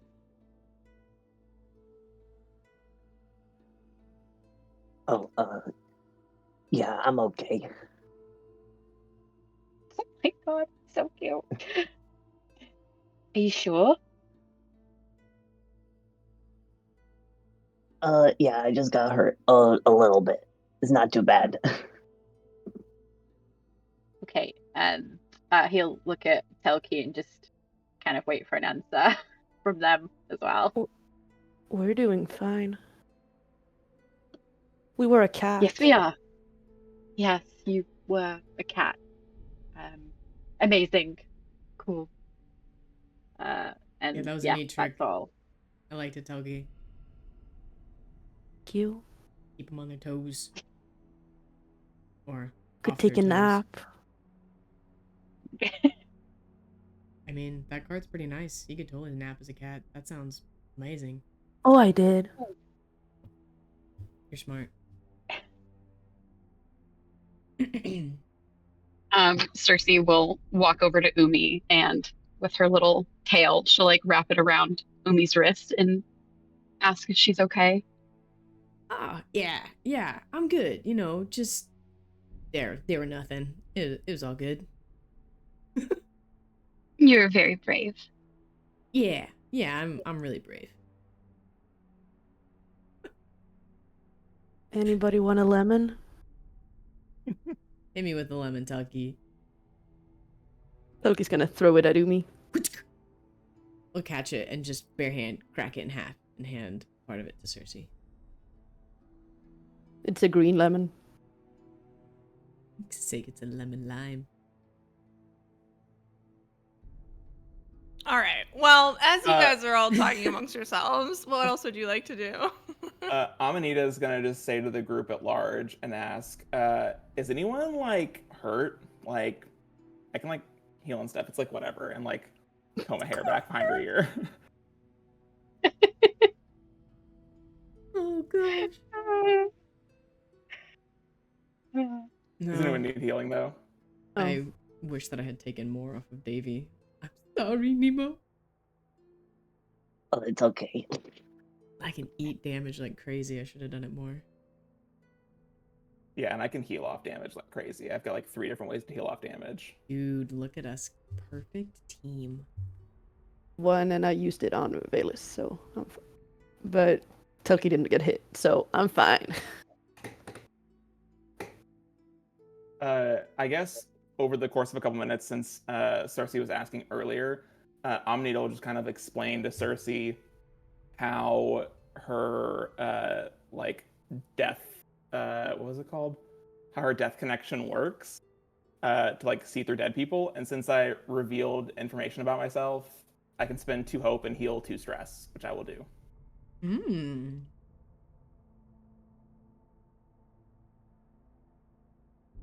That's sick. Amazing.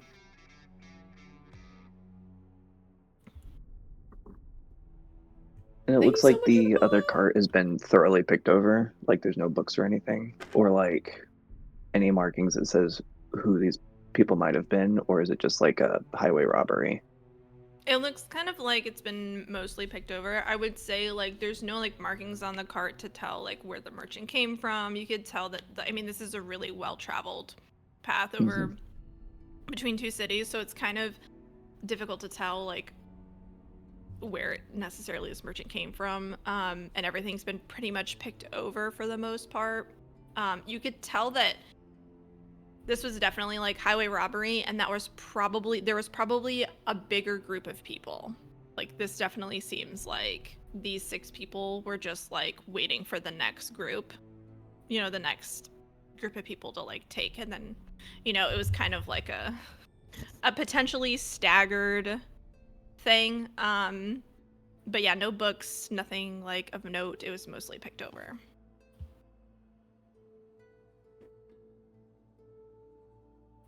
Okay, anybody else?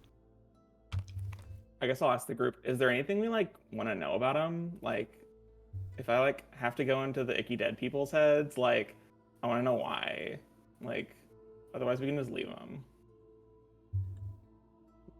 Maybe ask who sent them to do this. It doesn't really work like that. Like, I Oh. can't like ask like a question. Yeah. I can like, so it's more like vibes. Like, I can like sense their vibe. Vibe check. I can like ask a sense of a vibe, like a sensation, or like an emotion, and then like I can get memories from that. But I can't just like ask a question. Yeah, I'm like, I'm thinking, yeah, let's cast Speak with Dead. That's what's going on here, and it's clearly not. Well, Then forget anything that's just come out of Baelis's mouth. no, I mean, I think you're onto something, Baelis. Like, can you sense is motivation an emotion? Can you sense what was Did they driving pass the vibe check? I think that like maybe you're on something. Like, let me check, and I'll go to a different. So I did T1 last time. I'll go to T2. It's next to him, and I'll mark a stress, and I'll go off of the emotion of motivation. Okay. Interesting. You press your finger or your hand, however you're going to touch them, to their body. Oh. And you close your eyes and you sense there is a wave of emotions, and as you kind of guide yourself to motivation, your mind kind of blanks for a second. And you aren't sure where you are. It's dark. And then all of a sudden, you're passing through trees. And you're talking amongst some group of people. You're talking back and forth. There's trees passing by. You're kind of walking slowly. And you look down at your hands and you have 2 daggers kind of at the ready. And you're looking back and forth between your 2 partners that are with you. And you nod at each other as if you remember your true reason as to why you needed to be on this path. And you get the sense from this motivation and just like this memory of They really, really needed whatever was inside that cart. And you feel like this merchant wasn't just any merchant. They were something special. And they were targeted. And you aren't sure exactly why. The specifics are a little fuzzy. You aren't told why you needed to go after this merchant, just that you needed to go after them and they were important. And that's the end of the memory. Okay. Amani conveys that to the group, adding like triple the likes and like totalies. Well, I mean, I guess that answers the question. I wasn't just a bunch of punks being a bunch of punks. It was punks with a reason.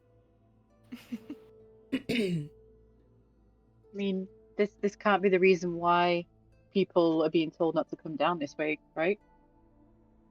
Maybe it's a bit of both. Maybe they're kind of cast a wide net.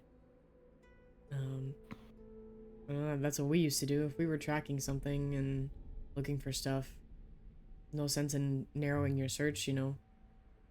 Try to find as much as you can. Now, granted, we weren't hunting down people, but I don't know. I mean, it could be it could be more of an organized thing as well. If this isn't random, maybe it's happening not just here as well. Oh. Yeah, are there other, like, paths in and out of the city? I wonder if it's happening on other sides, too. Or if it was just this specific merchant Yeah, that I they guess needed there's to. a lot of what ifs. So I'm going to say that as you guys are kind of talking amongst yourselves and cleaning up, you guys all gather yourselves back into the cart and you continue your way. Yeah. Just for the sake of brevity. Yeah. You guys can always talk amongst yourselves in the chat. So, Umi will as you guys point to the wolves, like wave at the wolves and just point down to the bodies and give a thumbs up as they drive away. The wolf nods happily and like nods the pups over and they go and have their feast. So, as you guys continue on your path, you guys are gonna set yourselves up in that, and I'm so sorry, but it's not gonna matter. Oh, we're so cute. So as you all make your way on this path, I'm gonna go ahead and re-add my little prop of a holy. Hello. That's a Mega quality horses. cart, by the way. It's a big baby. It's a quality cart. It's a quality cart, okay? It has like a staircase and all. It does. It's very quality cart. I guess I could probably make it bigger. There we go. Yeehaw. So as you all lead further into the forest, you spot a stone pillar. A couple stone pillars, actually. And as you all pass through, the rest of your travel goes without issue. You come upon a couple pillars, and carved at the bottom, you can tell are some sort of symbols. I would like... Well, actually, who is driving the cart? Telki, are you still driving the cart? Yeah. Telki, go ahead and give me a knowledge roll. Oh, shit. Oh, that's okay. I was gonna say, you have a decent roll. Yeah. That's a crit. Ooh! So as you enter into this area, you can tell that you're now entering the Towers of the Lemon Kingdom. And in this stone are sort of markers, and they're sort of these ancient, they seem elven in nature, and you feel like you recall this in your travels, seeing these symbols and spell notations, that this could be a protection spell of some kind or something along that on these stone pillars.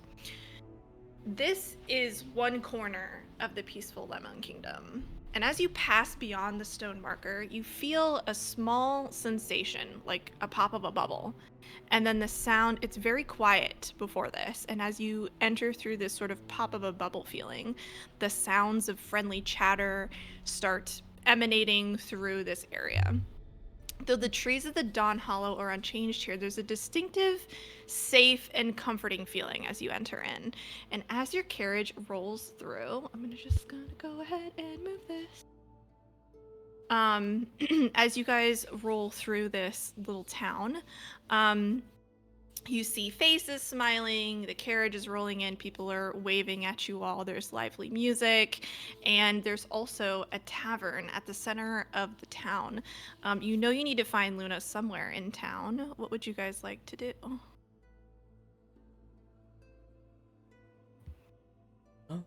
Luna's a druid, right? Luna is a druid, yes. Yes.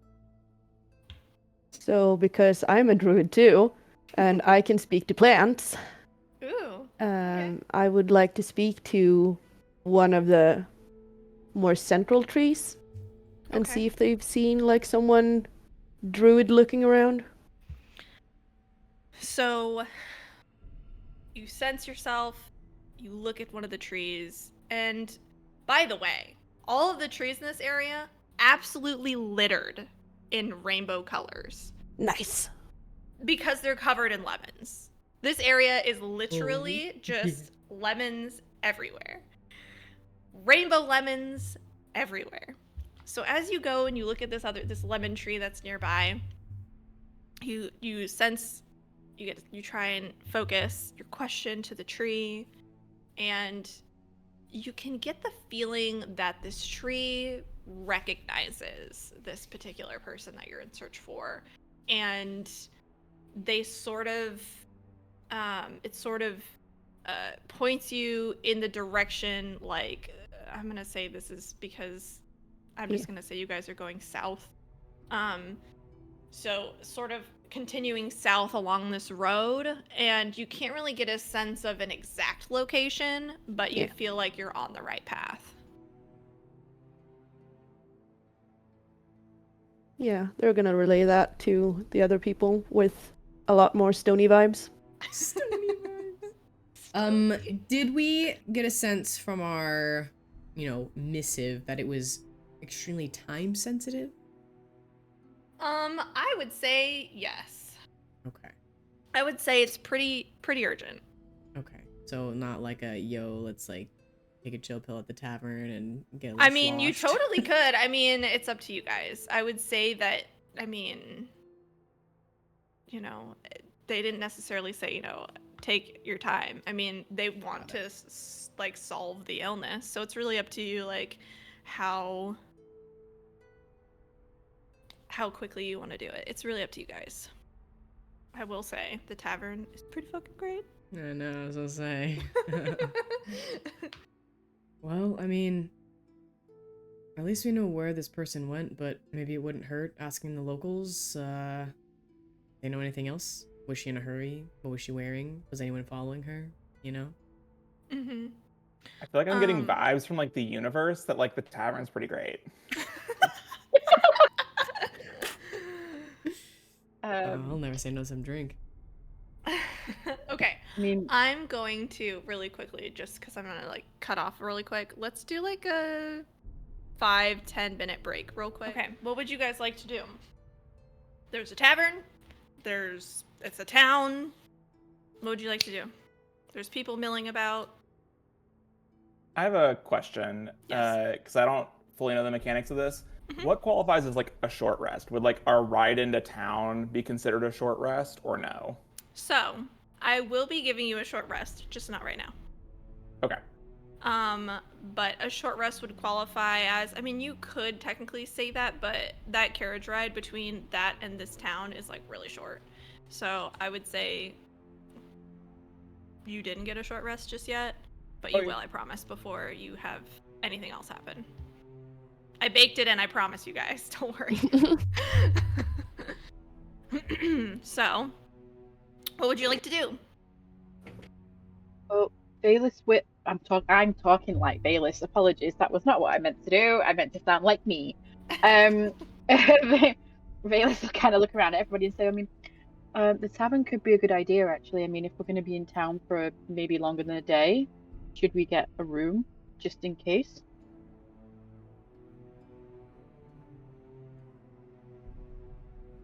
Let's do it. Yeah. Yeah, that sounds like a good idea. We could also ask about the what we saw with the dead guy outside. Flash him the goods. Mm-hmm. Yeah, maybe have a drink, chat about next moves, and And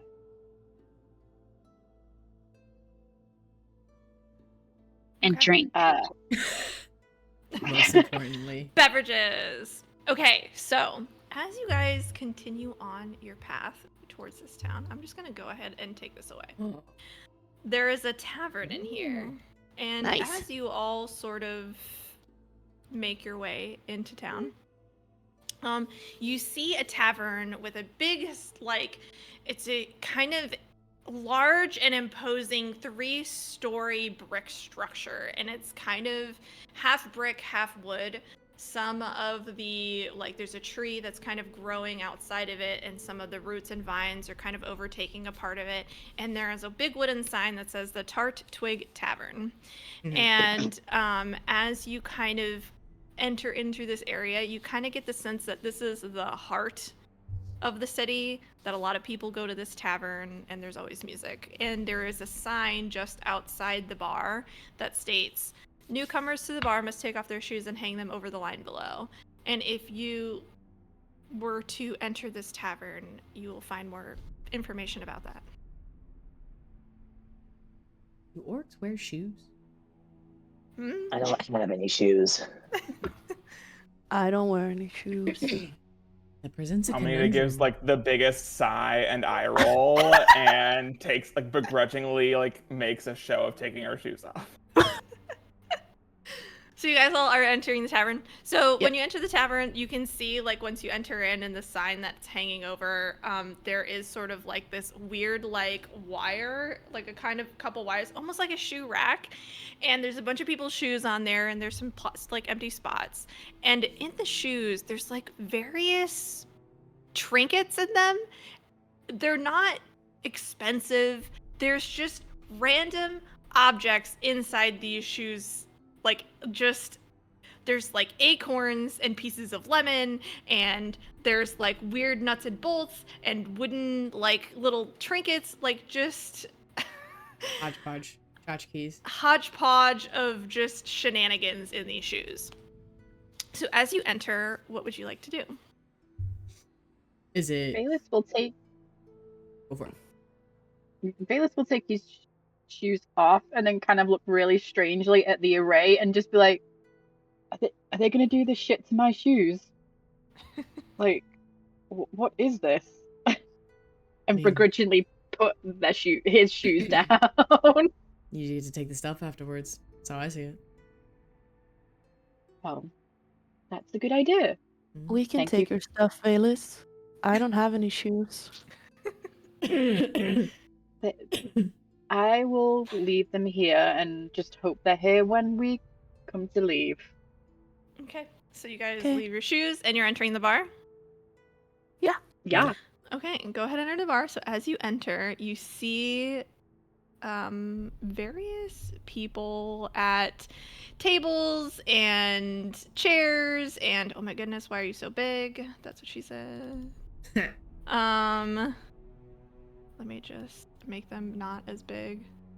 Goodness. You see various people and creatures and things, and they're just kind of hanging out and chatting. And I swear this is not an evil person. I just don't have human tokens saved in here. But just pretend there's lots of people milling about in here, okay? So as you'll enter, there is a little... You can see like a mushroom red cap with like a tavern like sort of like wench attire where she's got big fluffy sleeves and like an apron, and she's milling about trying to hand out drinks to people that are in the area. And then there's just various people at different tables.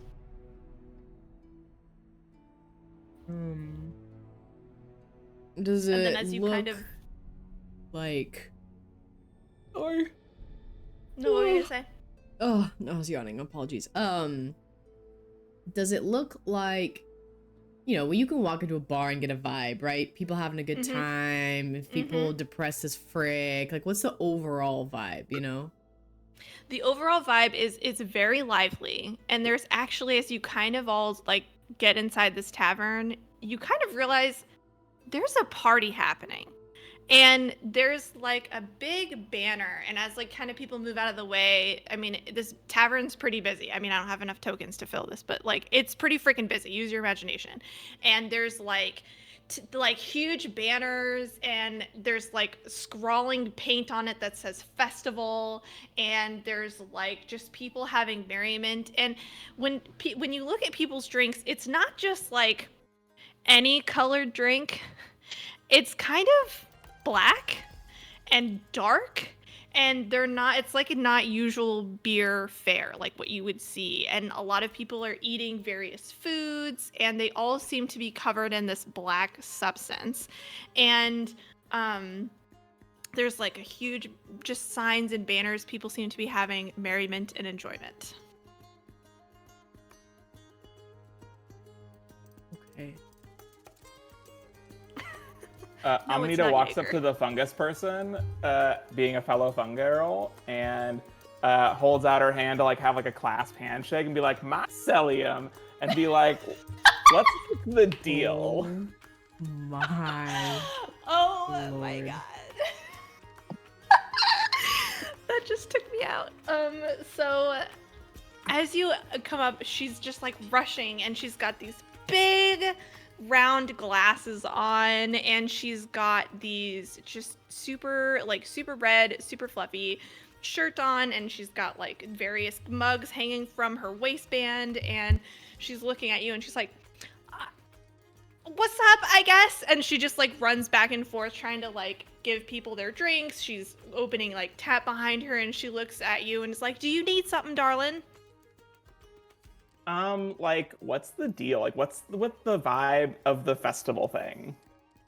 She finishes filling up the tap, and she turns around and like slides it down to like another, like it was like a half elf that ordered, and they like put some gold down, and they go back to their group of people.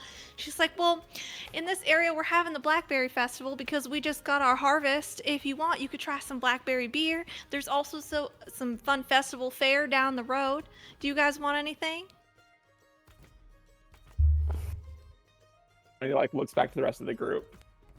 blackberry beer sounds cool to me. Cersei will put her hands on Umi's shoulders and like stand on her tiptoes to look over her, and she's like, I want the black beer. 2 of the black beers, please. And she just kind of like looks around and sees there's a group of you, and she's like, do you all want blackberry beer? You don't need it. Amanita like looks Yes, down with please. disdain and is like, you guys can do that. That's like, that's a choice. Can I have a blackberry lemonade? She just bends over and sees the little ribbon. It's like, oh, bless your heart. And she just like pulls out this like giant mug of just like, it's yellow and also red and also green. And then there's like black at the bottom. And she's like, here you go. And with all of that, that Oh, comes out to thank a you. handful of gold for all of y'all. I think I have that. Valus can pay with one of the handfuls he found before. Mhm. Sick. With the dead people money. Yes. Make the With the dead dead people people pay money. for it. Yep. So Valus will step forward and just be like, give a wink to the lady behind the bar and just slide the coins across. Oh, thank you, honey. And she just like slides it into her little pouch.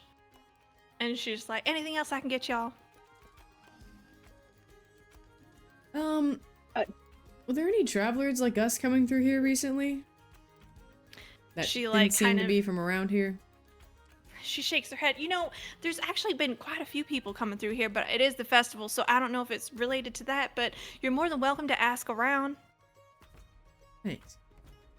Mm-hmm. Valus, show her the thing. Where? The, Sorry? The, What? The cloth. The thing. Oh! Baelish was just looking around, and kind of like looking at all the people.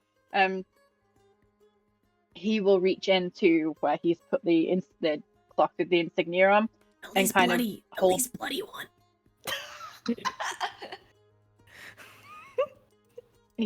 He'll hold up his hand in true like himbo thing and just be like, "Not that one, then. Slide that one back." And get the other one out and discreetly as possible, kind of show the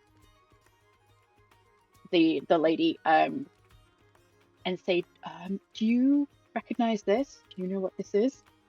She kind of pulls it over and she looks at it and she's like, wow, you know, I haven't seen this symbol around in ages. But, you know, they actually were, you know, they were really popular around this area for a while. But, you know, I haven't seen them in a while. But they were traveling through here for quite some time. You know, I haven't seen them in a while. Do you know their names? I don't. There's some cloak folk people. I don't know. Is there a Daggerheart version of an insight check? You can, let's see. Like, does she seem shifty? Does she seem nervous when she sees a symbol? Or is it just like a pop of recognition? She just like, you can just, I'm not even going to make you Okay. roll. I feel like you're just going to be able to tell, honestly, that she is like the tavern keeper. So she sees all walks of life and she's seen this before. She really has no idea. Like, she's like, she's seen them before. She seems like she's telling the truth. It doesn't feel like she's trying to be shifty in any way. Gotcha. Amanita wants to ask, so like, what's your name? Oh, my name's Trish. Trish. Trish. Well, like, if you ever need to talk and like dish, like, I'm always available anywhere in the world because like we're fun girls.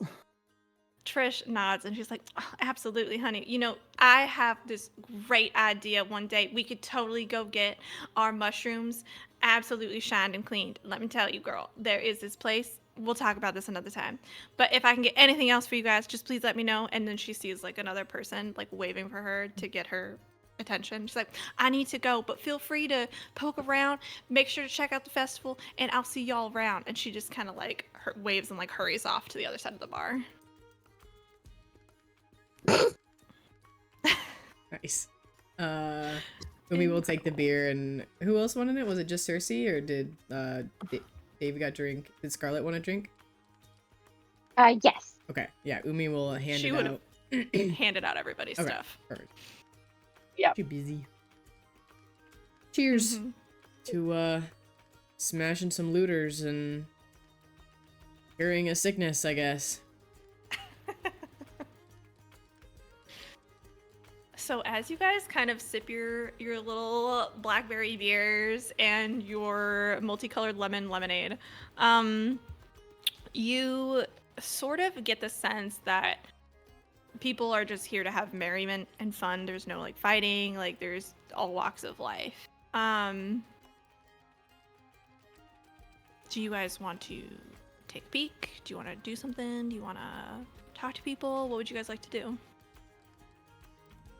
I think if the group wants to figure out if anybody has seen this Luna person. Okay. Sure. Amanita is going to, I'm guessing I see Trish like across the bar. Mm-hmm. I'm too lazy to get up. I'm put out. So Amanita is going to use her Fun Girl network to talk to Trish across the bar because I'm too lazy to get up. Okay. Let me see if I can roll high enough on my instinct. Oh my goodness. Well, it's an 8 with hope. Oh, you know, hey, that's good. So you get the sense that she's really busy and she understands that you need to talk, so she can't really like communicate properly. So she's like, she finishes up with what she's doing and she's like, hold on one second, and she like runs back over and she's like, what can I get for you, darling? Have you like seen a druid named Luna recently? Like, we kind of are looking for her.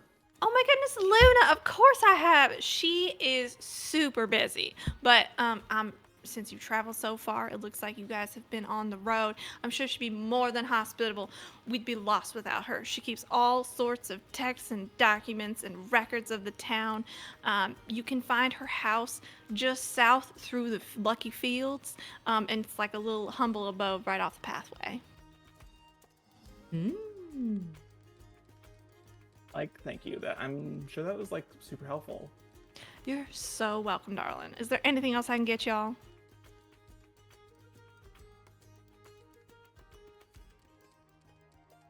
No. Not from her, but not from Trish, but is there any arm wrestling going on anywhere? Are you looking for some festival fun? Okay, Yes. so when you guys like kind of walk in this town, you can tell like there's like a section of like a bunch of games and stuff. There's axe throwing, there's definitely arm wrestling. You can see that there's also sort of like a blackberry eating contest of some kind, and it's kind of like laid out in different sections outside. Inside the tavern, you can see that there's just generic food, like specialty foods made for this, like blackberry cobbler and blackberry pie and like when you go to like a festival and they have just blackberry butter on top of blackberry jam on top of corn, you know what I mean, like that kind of stuff. Yeah. So just that's kind of what's happening in the tavern, is just mostly food. Yeah. I just want to see if there's any sort of strength competition anywhere. Go for it. There's totally wrestling competitions. Yeah. You're gonna make your way over there, and as you sort of walk up, is there anybody else coming with you? Oh, Amanita totally is joining. You're all gonna go? We're all tagging along. Okay. Yeah, Bayless will go. Okay, so as you guys kind of walk up to this, I don't even want to call it like a booth. It's kind of like just a bunch of random tables that people have pulled from their homes, and there's chairs everywhere, and there's like a really big board, and in it is like really terribly handwritten words and names, and it says, "Try your luck at arm wrestling and sign up below." There's like a bunch of names, and a bunch of them have been crossed off, and you can see like there's a couple people that are like arm wrestling there, and there's a bunch of blank spots. So who's all signing up? Umi is. Umi, Amanita. Amanita's strong. Let's do Okay, it. anybody else? Dagger throwing? There's definitely like a dartboard dagger throwing, totally. Okay, so just Bailey's Umi and He's Amanita? gonna watch. Yeah, Bailey's Okay. isn't strong, so not gonna partake. So as you guys sign up, you see this giant walk up, and he's bald and, very strong looking, and he says, "Welcome to our arm wrestling competition. Sign up here and we'll get you rolling." And he has like a bunch of tables set up, and he sort of looks over, and as the arm wrestling on the other tables finishing, one of the referees, I could guess you could call them, which is like this little sort of Qatari fox type, holds up the winners, which is a half elf versus like this little fungal little person, and they win, and she holds her hand up and says, "The winner!" And so the giant points to you all and says, "Who's next?" Me. Okay. So he grabs you and drags you both to the table from the winner from the last round, and looks to you and says, "What's your name?" I'm Umi. All right, Umi, and this here is Dave, I believe. And he says, "Yep, I'm Dave." And it's just this guy who's he looks like he's middle-aged, has never done anything in his life, but is somehow incredibly strong looking. And he sits down, and the giant goes, "All right, the best out of 3 wins. And so you guys put your arms out, grab each other's hands, and go ahead and make a strength roll. Can I use my that's easy experience for like used to manual labor and like lifting, pulling, pushing? Totally. Okay. So that adds the +2 to the roll. And You uses mark off a hope, right? And mark off a hope. Okay. Yep. So strength, you said? Mm-hmm. Oh gosh. I'm gonna use 2d12s as well because he's technically, Oh no. Okay. Oh, well, Okay. it's good, but it's 18 with fear. Ooh, okay. So he got a 13 with fear. So so you Umi's, both like, are gripping sweating really. because Cersei's Yeah, you're, looking, like, but like sweating.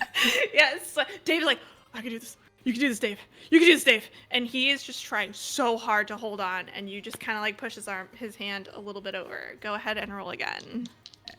No, I'm not using my experience this time. Guess what, guys? Is it fear again? 15 with fear. He got a 9 with hope. So he's trying super duper hard, but you're just like so strong. But he kind of like looks at you and gives you this like wink and says, "Hey, you come here often?" Oh, good. You said best 2 out of 3? Yeah. Yeah, Go so ahead that and would roll be again. yeah. Okay. Well, I got the 'Cause first I 2. think you got the first 2.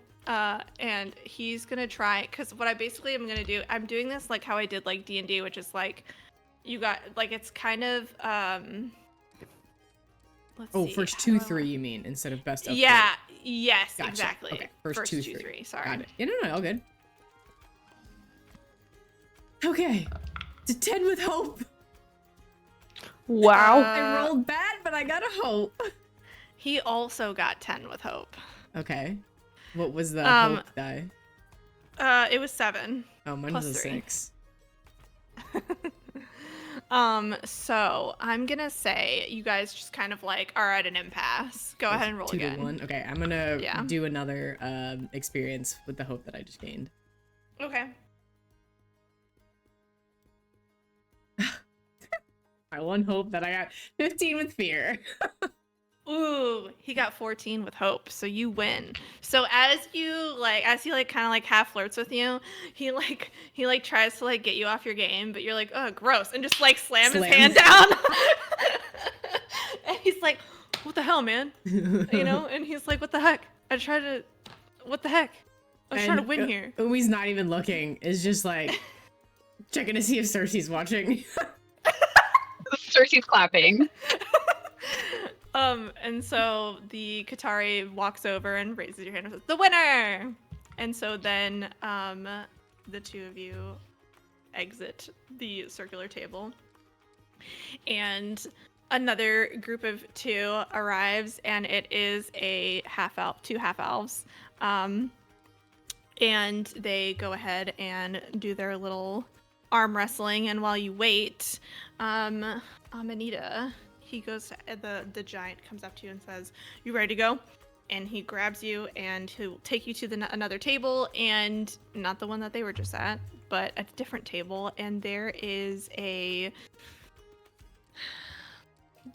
like this really scrawny fungrel that is also going to be with you, and they have like a blue cap and really scrawny, like, but they feel like but like their sense of their personality feels like they're very like timid.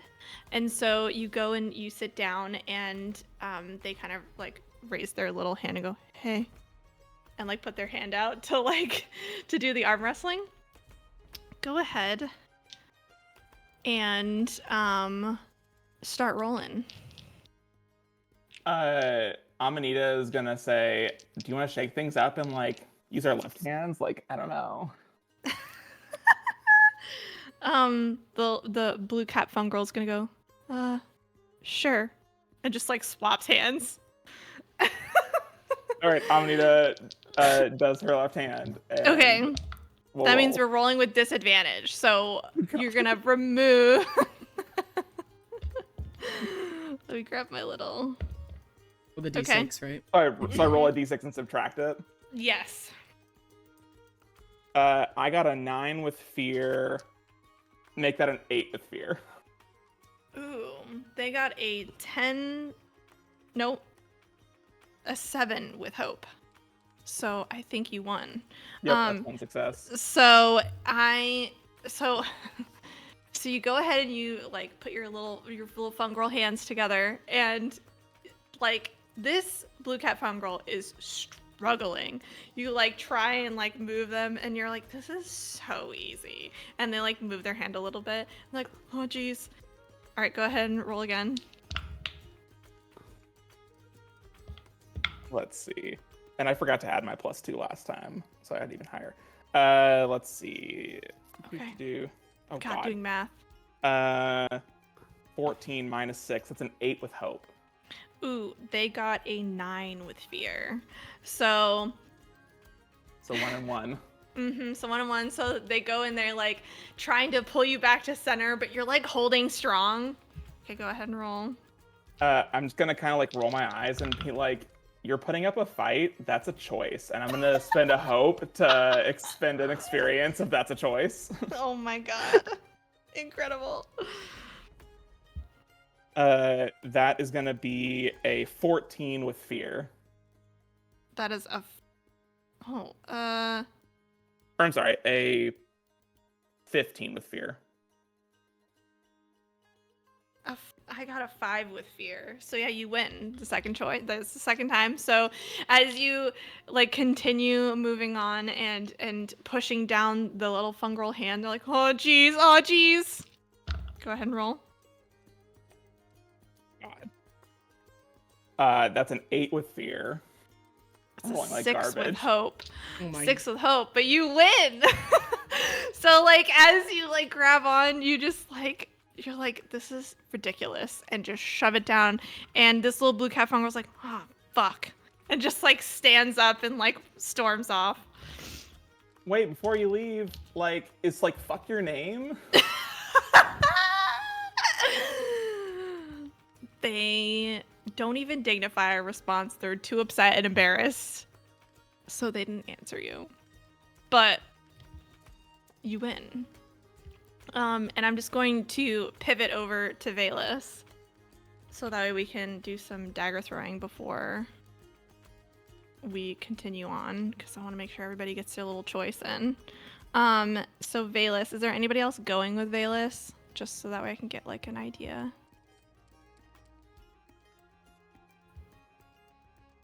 Telki would have gone with Valus. Okay. Anybody else? Okay. Scarlet will go with Valus. Okay. So, as the three of you approach, you can see there's a bunch of dartboards and a Qatari that's standing there, and she's got white fur and sort of like leather strapped to her, and she's flipping a dagger in her hand, and she sees you three approach. She goes, how's it going? Do you guys want to throw some knives? I do. All right. Sure. Go ahead and try your luck. And so the way that we're going to do this is I'm going to have you roll. Let me really quickly do something.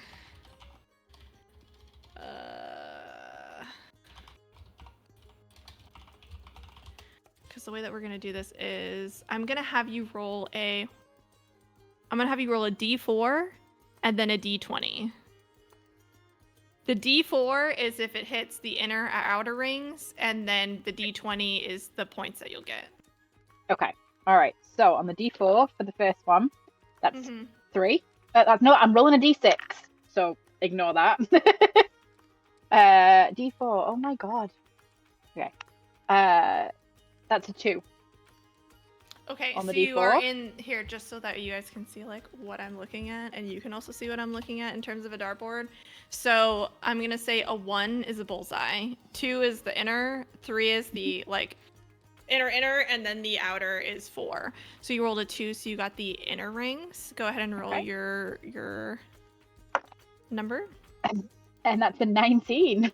A 19. Okay, go ahead and mark that. So you got a 2 and a 19. Okay. Yep. Go ahead and roll again, because I think you Okay. get 4. I don't know how many times. You get 3 Uh, darts, I think. Yeah. that's a 1. A 1. Okay, so you get a bullseye, Okay. which I believe is 50 points. Okay. Okay. Right. That's a 2 again. A 2. Okay, go ahead and roll your d20. 13. 13. Okay, so in total, you got 82. 82. I literally just did math longhand. You got 82, which I believe. I want to say. Gosh, I'm not good at darts, but I'm going to say that that's probably pretty decent. Okay. Cool. Yeah. So you throw your daggers one right after the other with perfect finesse, and your bullseye, the Qatari claps very, very happily to see. And yeah, thanks. So you did very well for dart throwing. And she happily claps, and she will give you, for doing so well, you will receive a little, I want to say, it's like, Wooden carved blackberry spray painted gold. I was gonna say like a couple blackberries for you to potentially heal later. So I will give you Ooh. some little, like essentially like good berries, essentially. And thank you. I will give you 3. 3. Okay. 3 blackberries. Okay. Perfect. Amazing. Thank you. Okay. Valus will just nod his head and say, thank you. That was fun. Nice work. Well, it runs in the family. And kind of Does it now? And she like kind of like flicks her tail back and forth.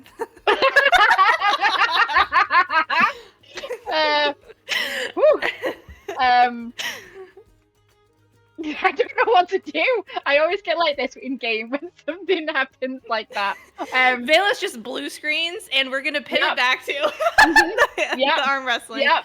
And we're gonna have Amanita and Umi arm wrestle, and then we'll close the games from there. Cool. Are we arm wrestling each other? Yes, yeah, you are. Are you kidding me? You think I'm not gonna have you guys fight each other? Let's do this. Well, Fighting for his trophy. All right, go ahead, roll your dice. Alright, use my yeah, Umi will sit down, just like smiling at Amanita, like glad that they're both like the winners and they just get to have fun and face off against each other. Amanita like flicks her hair back and like goes to clasp, and immediately starts pushing hard. And I got a 17 with hope. Okay, I'm gonna use my I'm sorry, experience. 19 with hope because I didn't add my 2. I'm using my experience. Aw, 14 with hope. My second hope ever, and it was low. Oh. Alright, we can keep going. Alright, second one. Amanita sees that you're like putting in effort, and she's like, "That's cute. That's definitely a choice." And I'm gonna burn a hope and use my experience. Out. Same. Alright. Oh, 26 with fear. Oh my god. I got 23 with hope, and I thought I was doing good. Never So it's underestimate 1-1. Umi's 1-1. nervous sweats. Yeah, Umi nervous sweats. The giant's just like watching you guys like you guys are wild. I have no more hope left, so here we go. I've got 4 hope, and I'm gonna burn another one. Yeah, you should. Alright, I'm gonna God, roll like again. stop putting forth effort. 20 with fear.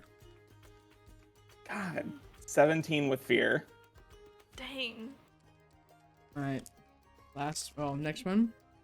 Yep, probably the last one, but I'll burn another hope. 22 with fear. God damn. 22 with fear. Dang. Ooh. Okay, so you guys are an impasse. Roll again. So it's still 2 to 1. Mm-hmm. Okay. 23 with hope. Yeah, not even close. 10 with hope. Amazing. The final push through, sweating her brains out, and finally it's just like, get it the frick together. Incredible. Amanita like lets her hand slam down, and she was like, "That was like kind of cool." You're really strong, Amanita. I'm glad that you're with us. Like, I know. So as you both finish up and the group kind of comes back together to regroup, and I'm going to go ahead and say that as you sort of finish up with the festival, you're going to go ahead and make your way back towards the homes of the village. So I'm gonna go ahead and we're gonna swap. Wait.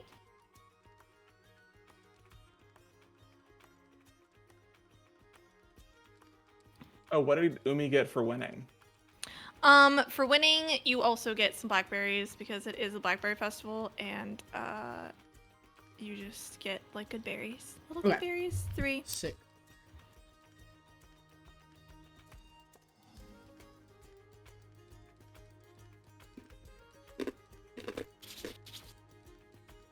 So as you all finish up your fanfare at the festival, you decide to make your way past the homes of the village and through the Lucky Fields, literally named Lucky Fields. You see a variety of crops that have begun to poke up from the ground and water puddles littering the area. Some crops are brighter and almost like glowing, it looks like. Among the thriving fields, you notice at the edge of the field that there is some big trees, and as you sort of clip-clop your way through, some of them have unique faces carved into all the sides of the trees, the eyes peering in every direction. One tree, taller than the rest, has what looks like a home in it, kind of like an overripe fruit in a tree, and it kind of is suspended by braids of rope, tied to a big massive branch that's counterweighted by like this boulder that's kind of hanging on the ground. The stone is marked with a collection of symbols and an image of a book. And inside of this home cabin, there's a flickering soft yellow light as the sun starts to set. What would you all like to do? And I'm just going to go ahead and... This is the happiest Telki has ever visibly been. Their tail is full on going. Their face looks the same, but the tail is going. Cersei will ask Telki, "Is this where your tree friends live?" We still don't have tree friends. "Is this where you live?" No. You've traveled with us. You know where I live. "But you look so happy." It's a nice tree, Cersei.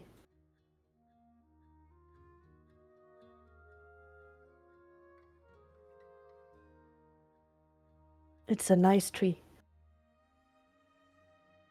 It is a nice tree.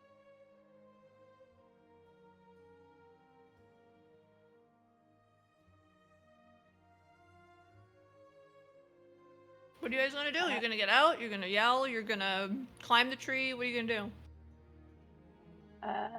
Bayless will jump off and start walking towards. Is there a door on it? I'm assuming. Well, there is a door. It's in the tree, though. So, like, just imagine, like, a big, giant tree. There's a boulder on the ground that's, like, has a rope attached. And the cabin is, like, literally suspended within the tree. Okay. So it's, like, really tall. Like, probably over 100 feet high. Oh, okay. Telki's gonna beast form into a spider and skitter up the rope. Ooh, okay. What are the rest of you doing? Davy, Scarlet, Cersei? Should we knock? How?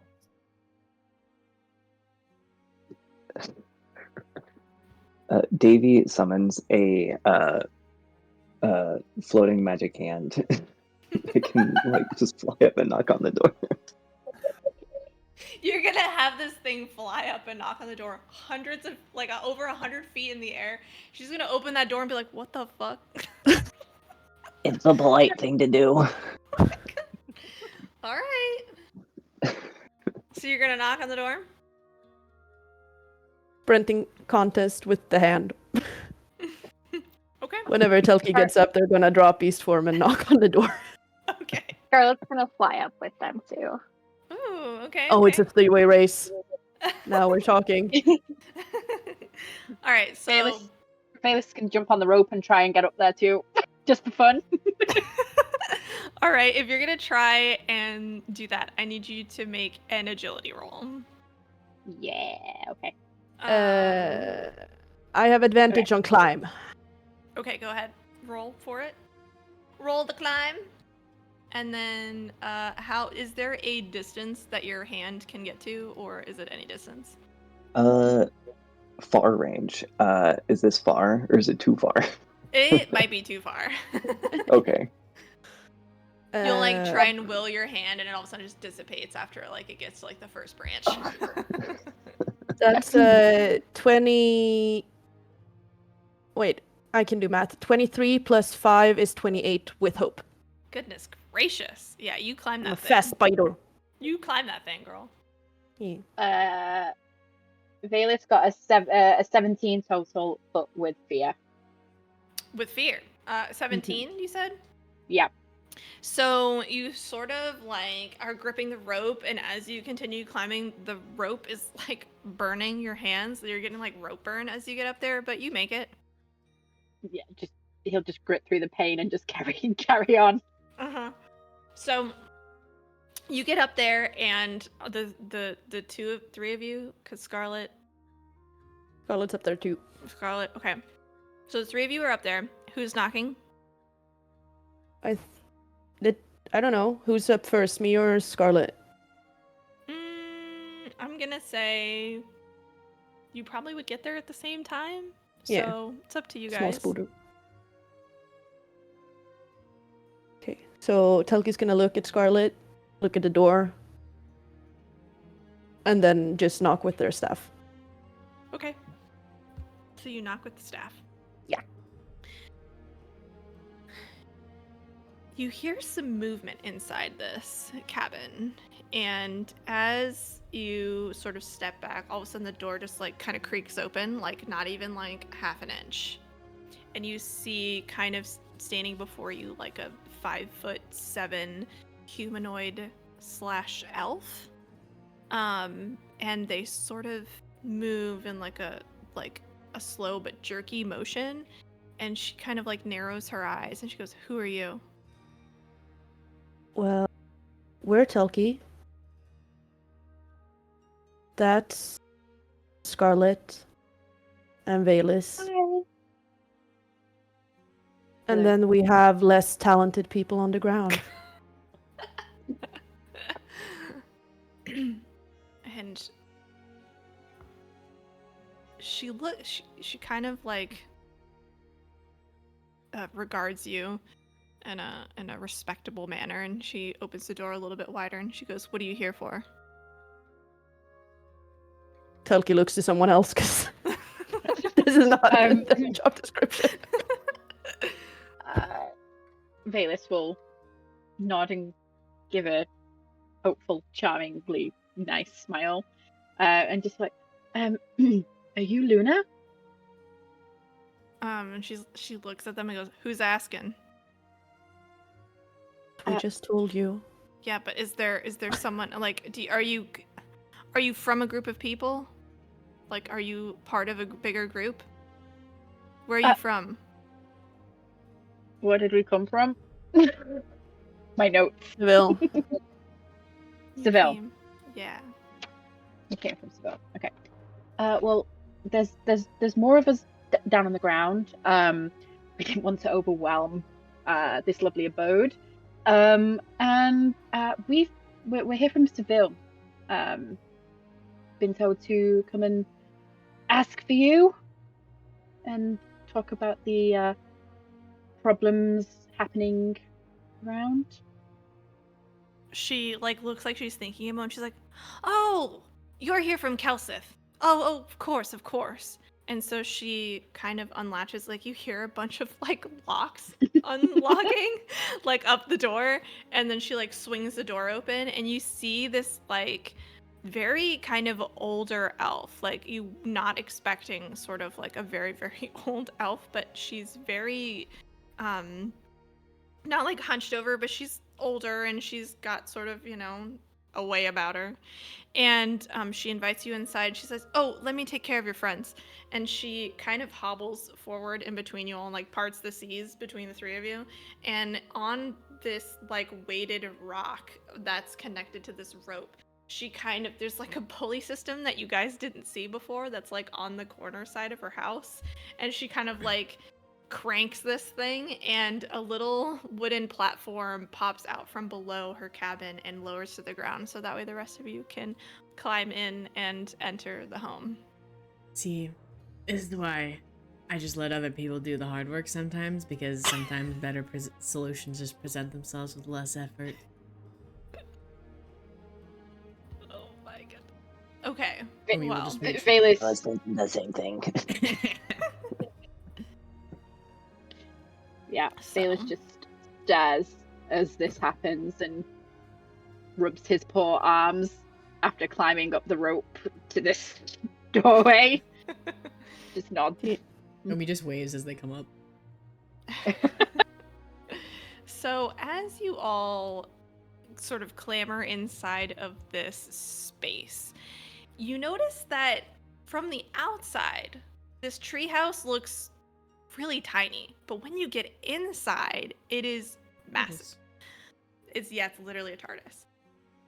As you enter into the room, the front room is just littered with potion bottles and spell books and tomes and runes and plants and weird little insect creatures crawling on these plants. And it's clear that it is incredibly messy, but if someone were to touch or move anything, this half elf would notice. And so she takes you all inside, and she takes sort of a kettle that's been over the stove in the corner, and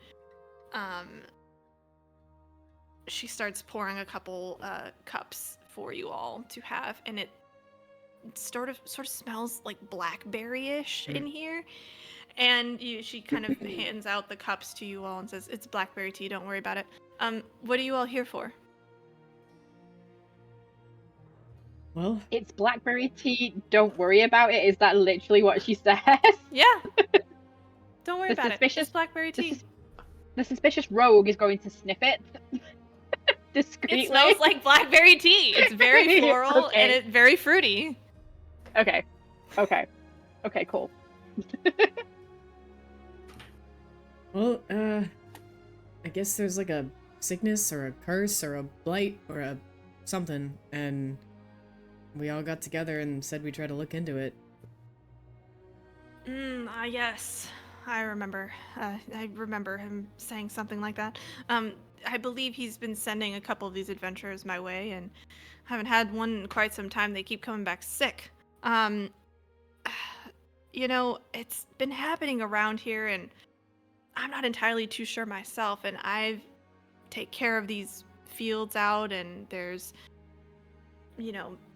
various plant life in this area that's been affected by this. And as I continue looking around in different kingdoms and areas, it looks to be spreading, and I don't really have an answer for you all. However, I do have some contacts in places, but there are a couple people that are also trying to cure this sickness. It's a sort of a race, if you will. And I don't know if they're actually trying to cure it or not, but we'll see. Why race if they're not trying to cure it? See, that's the question I keep wondering. They're these weird cloaked people. We keep getting reports of them in various locations, and they keep trying to steal things from different people, and I'm We not killed really those. sure. Oh, you killed them? That's... Where? On the road. Just outside Which of the road? town. Hmm, The stone they're getting entryways. closer. They're getting closer. They were I'm- very unorganized. They seem to be. They weren't They- Union. Like, why? You get the sense that she's thinking really hard and trying to figure out what exactly to tell you all that could help you the most. And she taps her finger to her lips a couple times, and she goes, I have just a couple things I could show you all. And so she runs around the room, opening a bunch of tomes and things and looking at different texts and tomes that have been written over the last centuries or so. And she climbs up this rung of ladder with a tome, and she comes back down and she opens it on this table near by all of you. And as you all crowd around, she kind of opens it and then folds it out open, and there is a symbol that you notice on there that you've seen before. And she said, she starts, running her fingers over the pages, and she goes, looking through the most recent areas, these cloaked figures, they keep going by trade routes and looking for some sort of plant or something. And there was a trinket that some elf stole from another town that someone's been looking for as well. They tried to go after that. And I got this letter, and she pulls out from this underneath the book. There's a bunch of envelopes and stuff, and she pulls it out and she opens it, and there's a dried old wax seal that's been ripped open. You can't tell what seal it is, but there's a wet seal of some kind that's been ripped open. And she pulls out this page, and it says in giant red letters, warning. And it's in some language. You guys can't tell what it is. Some of you might, but there's it's a bunch of paragraphs in it. She holds it out and she says, we've been warned of this group called the Cold Cloaks. They're just keep finding this plan, and they keep attacking different towns and trade routes, and I'm not entirely sure what they're looking for. But every adventurer that we've ever had in here, they keep coming back saying that they get attacked by these groups of people, and they either end up dead or hurt or something with this plant that makes them ill that they keep finding. And I would go myself to other towns, but I simply can't leave here. This town needs my protection. And she kind of waves her hand in the generic area of towards the town, and she says, I try and keep this town as protected as possible, so I can't make the travel myself, but there is a half-orc herbalist named Keed who is over by Folly Woods, and they're probably your next closest bet on figuring out what this plant is. I'm suspicious of any person that tries to touch it, so don't touch the plant. And she kind of looks at them with very serious look. And she says, I would also try and maybe talk to the alchemist in the Varean Dynasty. I think his name's Lito.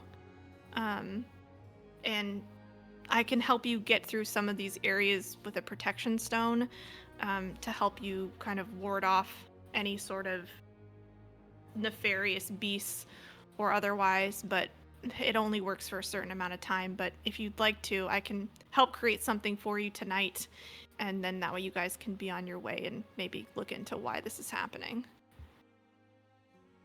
Those are some good leads. Thank you. Would Keed be the next closest for us to venture to? I'd say so. He's probably more available than Lito. It's up to you all. I don't know which way you were traveling to, but DM, yes.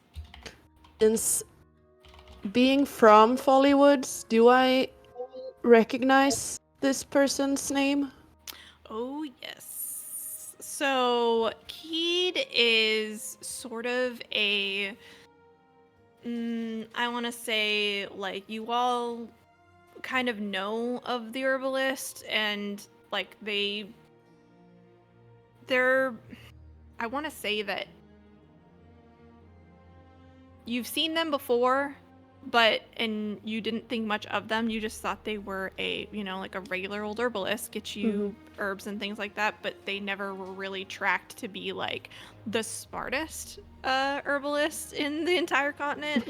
But they are well known in your area, yeah. But you weren't like friends with them by any means. You just know of them or have been to that shop to buy things, but nothing more than that. Yeah. Map wise, are they near each other, opposite each other, one before the other? So where you are right now, if you look in the references channel, you guys are in the Lemon Kingdom. So Folly Woods is just north of you. And then the Varean Dynasty, which is kind of like south, but she doesn't.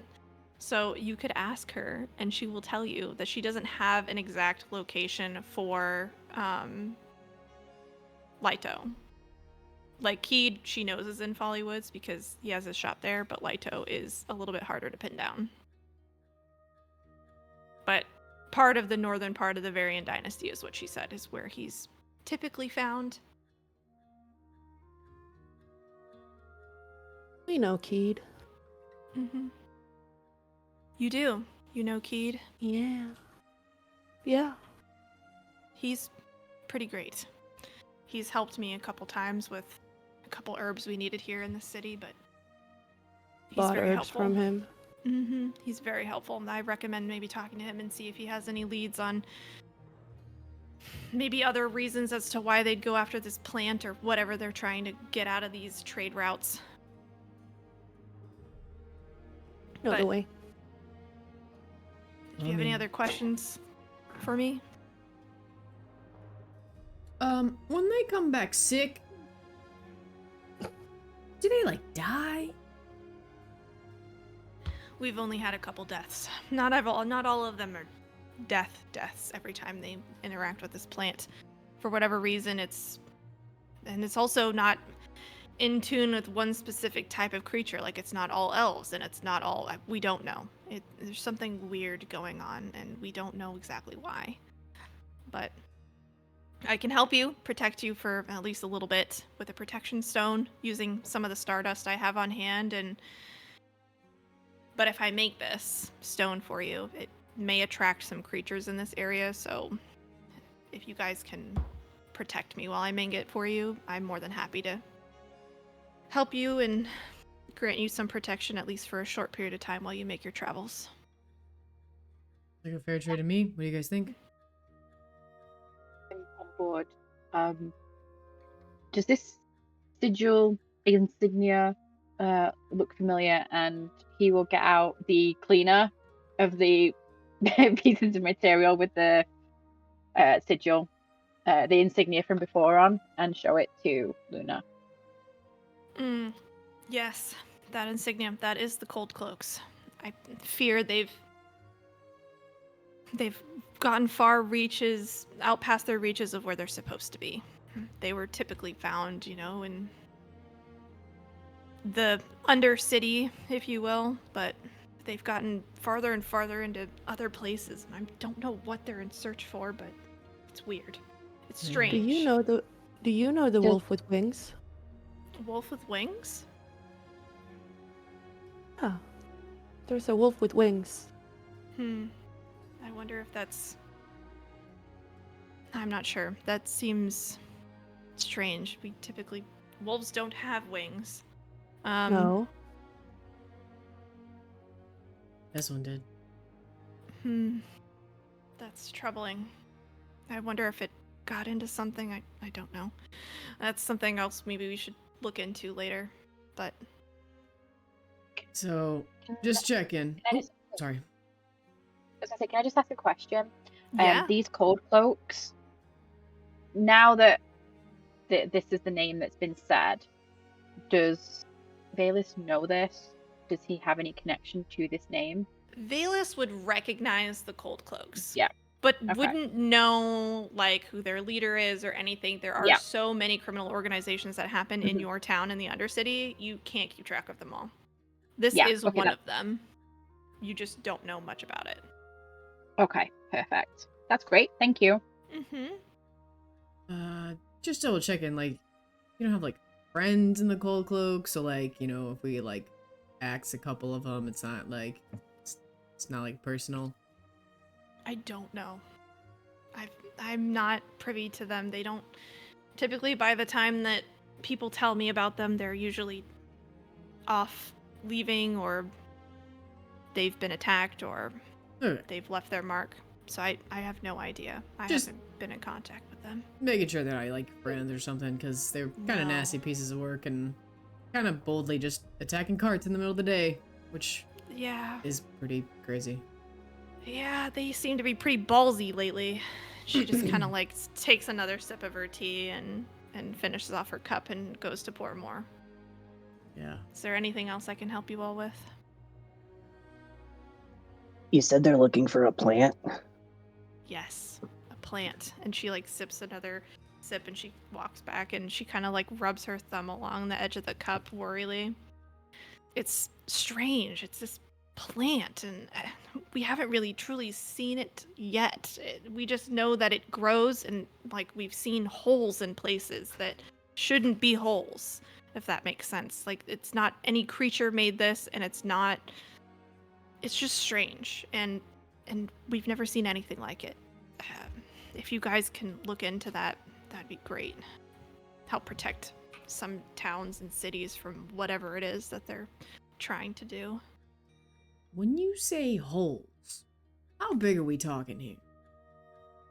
They're Yeah. various sizes. Like some are large, quite large, really. Maybe as big as a house. Some Ooh. holes are tiny, like I don't know, like what you would shovel with a shovel with. It's very strange. There's no one particular size. Some areas have more holes than others, and the ones that we've found are, let me pull up my map. Some of the holes that we found more than others is in Kiliad, just north of Folly Woods. Well, good thing we're And heading that we've- way. Yeah, and We should I've- probably find one of those plants before we see Keed.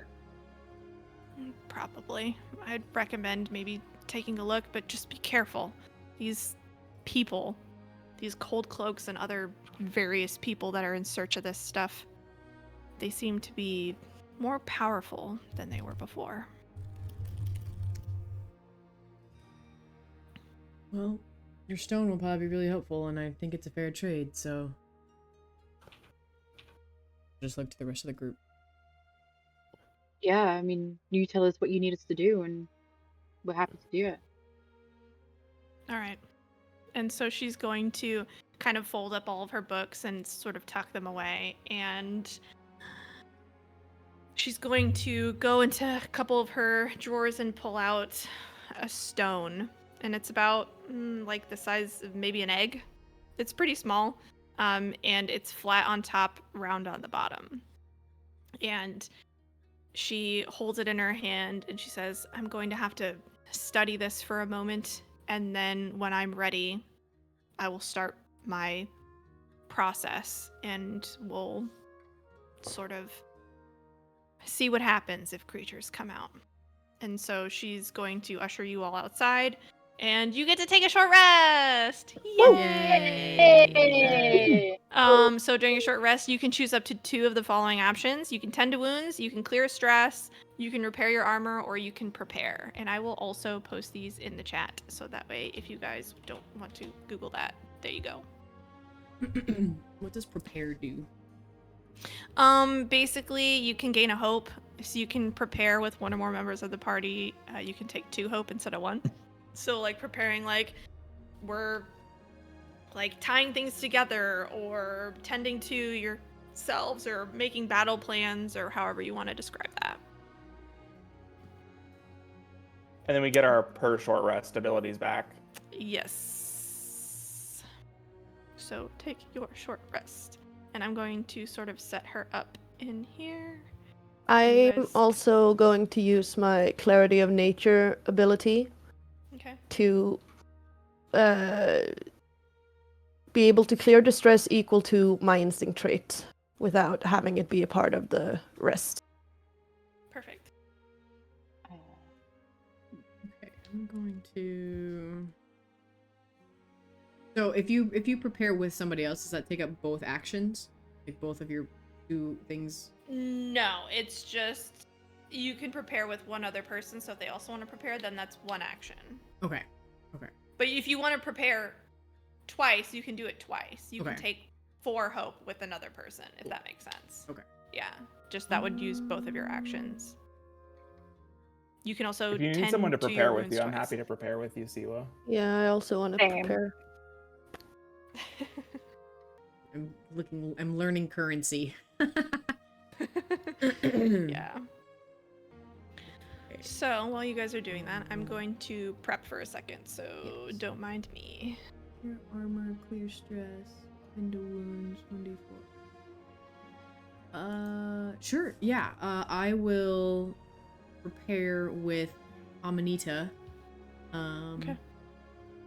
Yeah. Maybe we can I will. look around for the best defensible position or something like that. Okay. Valus will repair armor, so I'll roll a d4. Only got 1, but it's always handy. Rolled a 1, so that's fine. And I mean, he would prepare with somebody, maybe looking at places to hide if someone I wants can to. prepare. Yeah. Brenna, you Yeah. were saying something earlier too. I was just gonna say I could prepare with you. Yeah. Making sure that I don't know, are we taking the cart? Are we going by foot? Have we established that? I have no idea. But Yeah, making maybe we sure, can just go over the part, making sure the horses are good and yeah. Yeah. Giving nice vibes. Just so everyone knows, I just spent 3 hope to re-roll a prayer die, or to replenish one. So if anyone needs a 2 to reduce damage, to increase their roll, or get 2 hope, just let me know. Did somebody else have an extra prepare slot? I do. I do too. Someone prepare with me. You can also just prepare. Like, it doesn't have to be 2 people. It could just be like a group of Yeah. you doing stuff. So Yeah, so you could double prepare Alex and get Yeah. 4 hope. Sweet.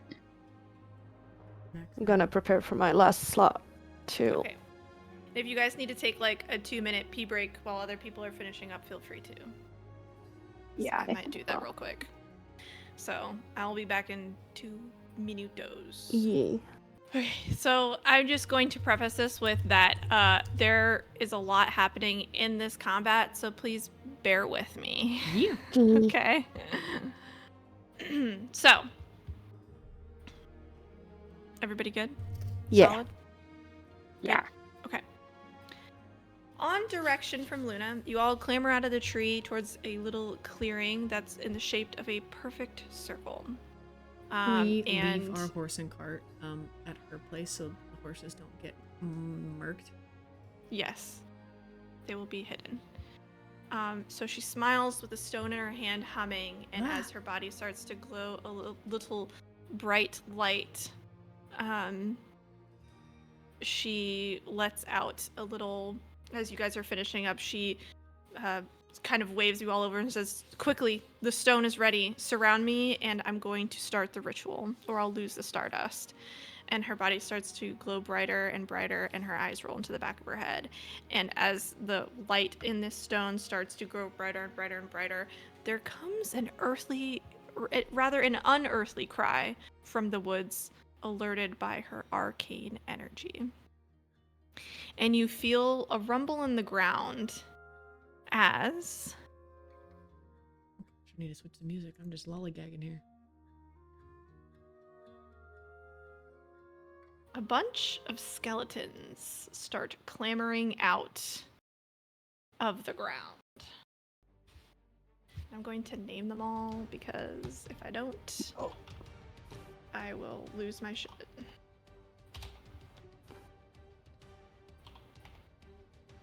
Oh, sorry. I was trying to move the horse. I don't know why you can move the horse and me at the same time. I detached myself. Yeah, mine was doing it earlier too. I just had to delete my token and bring it back. Okay. Okay. Stashed and hidden. There's 2 Scarlets as well. Yeah, I'm trying to figure out how that happened and how to delete one of them. I got one. There you go. Thank you. And if you guys need me to add tokens in or something, just let me know. Alright, so you hear a rumble and you see ancient skeletons emerge from the grounds, rusted swords in hand, disturbed by the forces of magic being used by Luna. In the distance, you see 2 weirdly floating objects slowly coming towards you, and I'm going to put them over here. They don't look nice. Nope. Your goal is to hold off the enemies as long as possible for 8 rounds. Oof. That's what the countdown is for. And it will tick down every time something happens. So, what would you like to do? I'm so bummed that I used my other freaking thing because I don't have Unstoppable.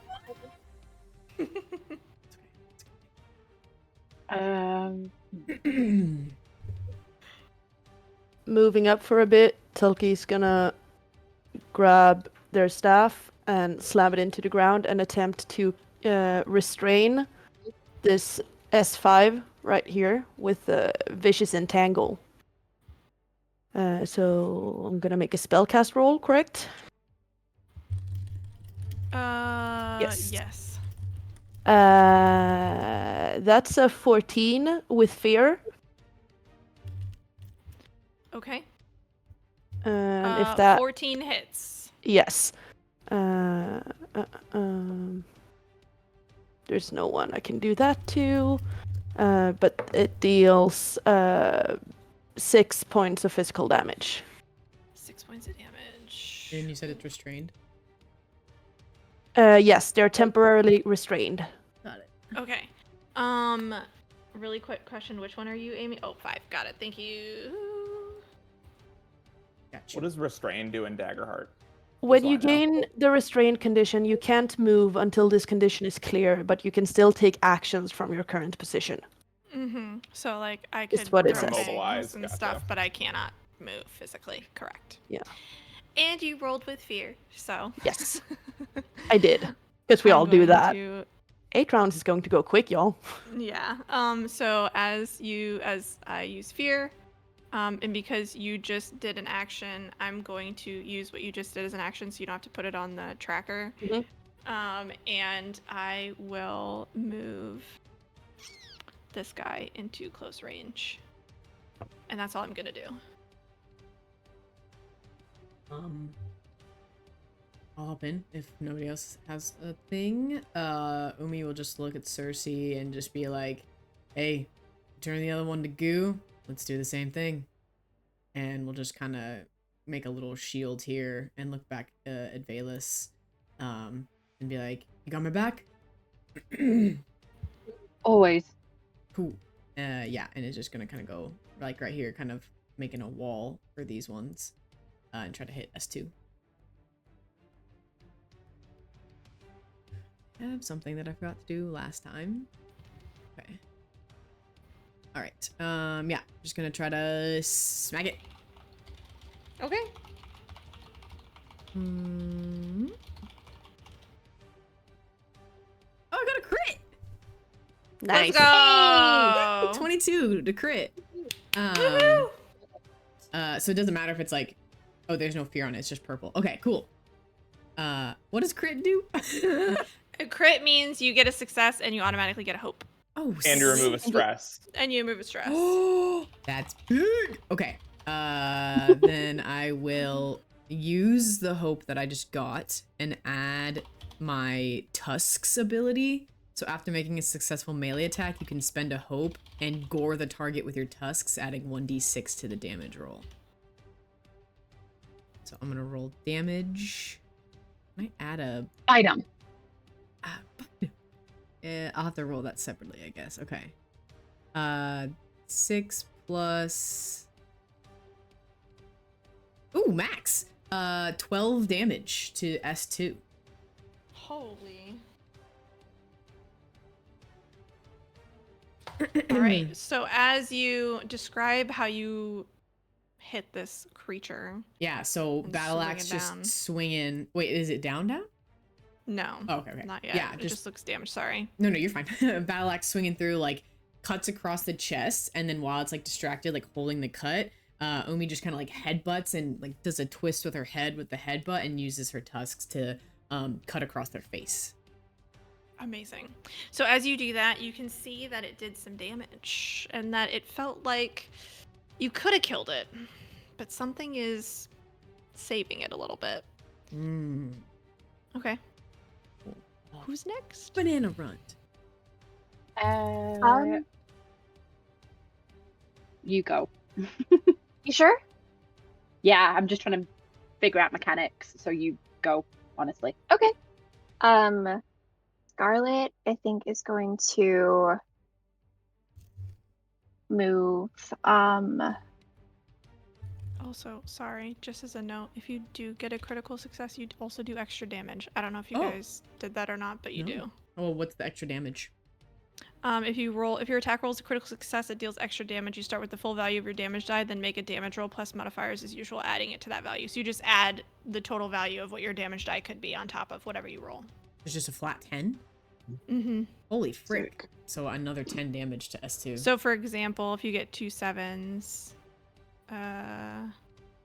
yeah, here, I'll put the example in here in case you Okay. guys want to see. So I rolled 2 10s. Okay. There you go. There's the example. Okay, cool. So then, yeah, that still only would do what I did, but I just wanted to let you all know in case you did that and it pushed it over the edge of something. Holy cow. Okay. So who's doing something? Scarlet? Yes. Okay. So what is considered close? So I know it's difficult with like digital. I believe the way they described it was like 10 to pencil 30. versus like like let me see if I can get I actually I have it in wrote front of me. I was gonna say, It's wrote 10 this to 30 down. feet.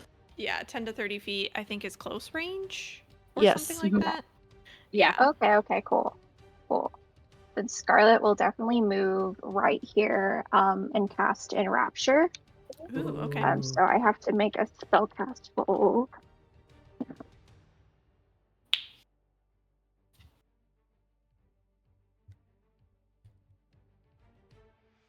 And actually, I am going to spend a hope to add an experience to that. The Siren's Call. Okay. So that is 13 with fear. Okay. So on a success, I can temporarily make a spellcast roll against a close target. On a success, you can temporarily keep their attention on you, narrowing their field of view and drowning out any sound but your voice. Ooh, okay, so I can focus. Yeah, absolutely. And it absolutely succeeds. So I'll of them would be focused on you. Or the one that you chose. Yeah, which ones is it? I think it was, you said Um, it was within close range? Yes. yes. Okay. So, So, yeah, A Um, target or all targets though? let me see. It says it says a close target. So Yeah. Which one? I guess I will choose we're probably about to paste us too, so maybe a different one. yeah. I will do one because that seems to be the next closest. Okay, S1. Okay. Cool.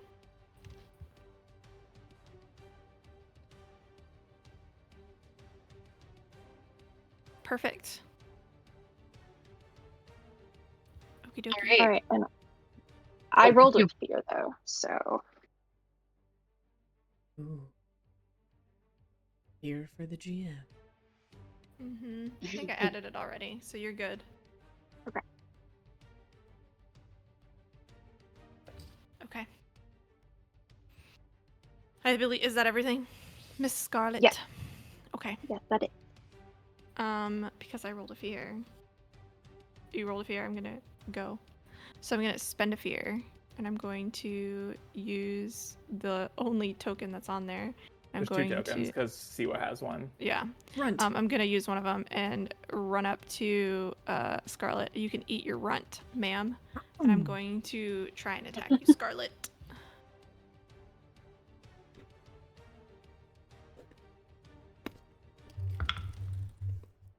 Wow. Does a 9 hit you? It does not. Okay, that's it. Your turn. Your guys' turn. Has the countdown Okay. gone down at all? Nope. So what's a round then? Is it everybody goes? A round is when everybody goes, but the countdown isn't necessarily based on a round. It's something else. Oh, okay. I Okay. thought you said we had to survive 8 rounds. That was my bad. You have to survive 8. I call it rounds, but it's 8. I don't know what to call GM it. It's 8. decided round. Yeah, it's 8 like jumps of the countdown. Yeah, it's like a round quotation marks. 8 something. We're counting Gotcha. down from 8, and we're counting down when Mitty says so. Yeah. Gotcha. There's a countdown that says 8.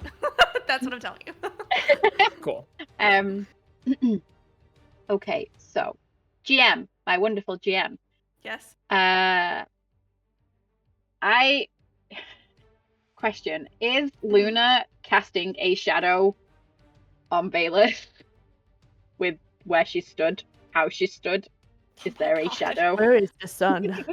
Well, I would say that no, because it's not Okay. broad daylight anymore. It's probably closer to like beginning of night. Dusk. So I would say, yeah, like dusk. So no, I would say no, there is not a shadow being cast on Bayless.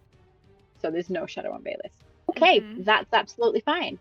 That changes what I was going to do, but absolutely fine. I really want to use this move, but it's okay. So I'm going to have him run here. Okay. And I will say, just as a note, because there is a giant tree, there was is gonna a say that. shadow of a tree near you. Oh. okay. So I don't know if that changes what you were gonna do. So the thing is, it's called Shadow Stepper. Okay. You can move from shadow to shadow. When you step into the shadow cast by another creature or object or into an area of darkness, Mhm. mark a stress to disappear from where you are and reappear inside of any other shadow within far range. Okay. Because what I was going to potentially have him do was move and appear. Let me get my pointer on. Here. You can see that. There. Okay. In between both of them, if Mhm. that's something that he could do. I would say if you want to do it, I'll allow it. Thank you. Okay, this is probably going to get him killed, but it's okay. Hey!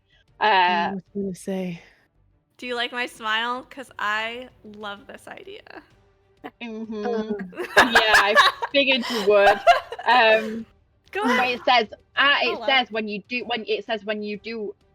you do appear or move, he's technically hidden. Mm-hmm. So, yeah. Okay. Yep, gonna do it. Okay. It's been fun, y'all. It's been great. So there. God. I have something I can do that I'm hoping is gonna work. Okay. I'm scared. I don't like the way Midi is saying this. Okay. So, because he is technically hidden now.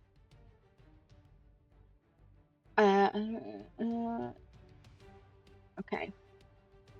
I get one shot at this, basically.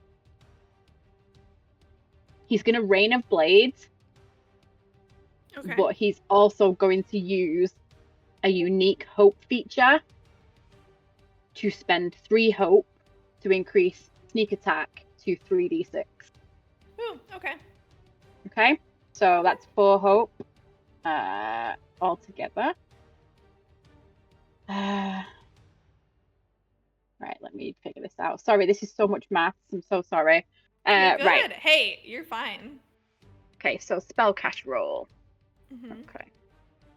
First. Please. I've just rolled What? 2 I've just rolled 2 5s. Nice. I shit you not. Critical success. Okay. So that's for Rain of Blades. But does that mean I do an extra damage? Do I roll Yes. extra damage for the d6 as well? Yes, so you roll like all your what you would usually roll, and then you just add whatever the total of that damage roll is, like the dice, the amount of damage. How do I explain this? The dice you're It's a lot. supposed to roll, you get max, and then you roll them again as if you were rolling it, and add them Yes. together. Yes. Okay, so Rain of Blades means he can hit both of them. Mm-hmm.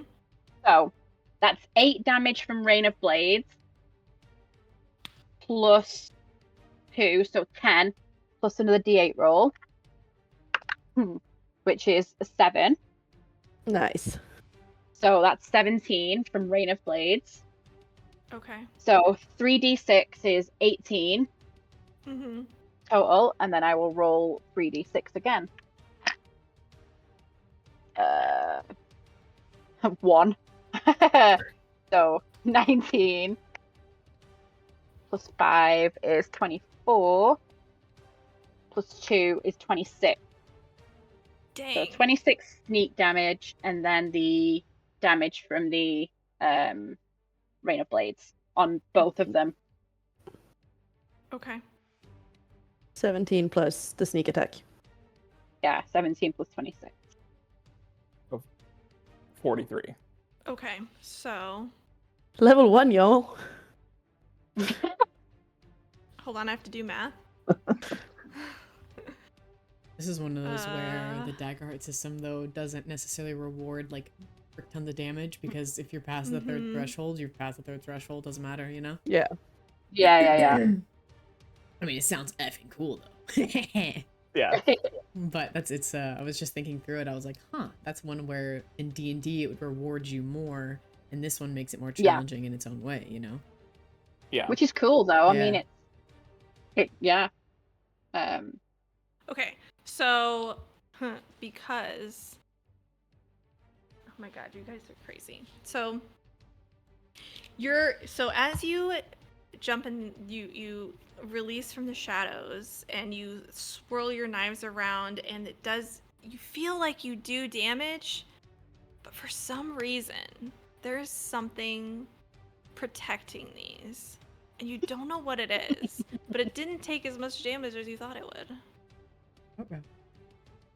Awesome. But it hits, and the wraiths that are floating around you like moan and groan as they take the damage from the knives. So basically, Valus is just bamfed from where he was, poofed somewhere, reappeared. I mean, you did some damage. Yeah. Okay. Well, that's ace. You're That's doing to awesome. yourself, mate. Mm-hmm. I Don't guess forget to add your hope and all that fun stuff, by the way. Oh yeah. Okay. 1 hope. Okay. Perfect. All question right. of clarification Yes. for Umi and Varus, or Valus. were either of your attacks magical damage, or were they both physical damage? Mine's physical. Well, it's a spell. Rain of Blades is a spell, so I'm guessing that's magic. It says what the spell does. I see, it says Entangle on is the- also a spell, but it does physical damage. Mm-hmm. It should say on your card. Yeah, magic damage. Apologies. Yeah. Mm-hmm. Okay, so that answers that. I was wondering if it was that they couldn't die if it was not from magical damage, Yeah. but Mm. that is not the case. Never mind. Yeah.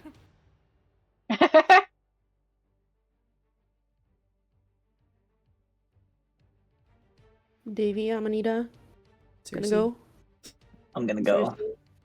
Unless Cersei Do wants it. to go. You can go ahead. I'll go after. Okay. Seeing these guys getting a little close, Davy is going to move to right here. And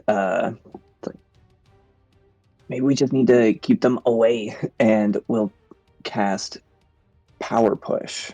Right, make a spellcast roll against a target in melee range, and on a success, they are blasted to far range. Okay. Let's see. Jeez Louise. That is a 22 with fear. Ooh. That will hit. So they take, let's see, where is, 7 points of magic damage, and our S2 is blasted into far range. Okay. S2 goes, let's see. Probably about here, maybe. Maybe like off the page, but just pretend it's there. It's far. Okay. Okay. Noise. Nice. And then because you rolled with fear, I'm going to spend a fear and get. I'm just going to use a random color. It doesn't matter. I'm just going to add 2 tokens to the tracker, and I'm going to move this guy here, and I'm gonna move this guy here. And they're both gonna take swings. One's gonna be at Umi, and one's gonna be at Scarlet.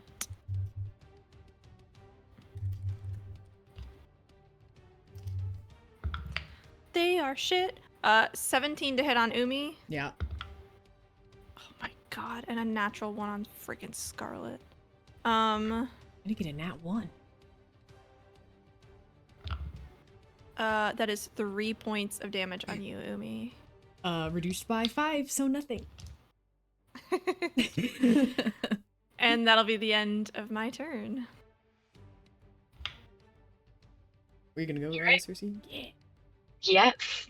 So Cersei will kind of shoulder butt these goobers out of the way and put herself between 3 and 4. And she is going to use her whirlwind ability. So she's going to aim first for S4. Okay. And we are going to do. That is a 22 with fear to hit. Love that. That hits. And that is a 12 damage. And since it hit, I'm going to spend a hope to use that roll against every other enemy within range. And that other enemy will take half damage. Okay. So S3. So let me mark.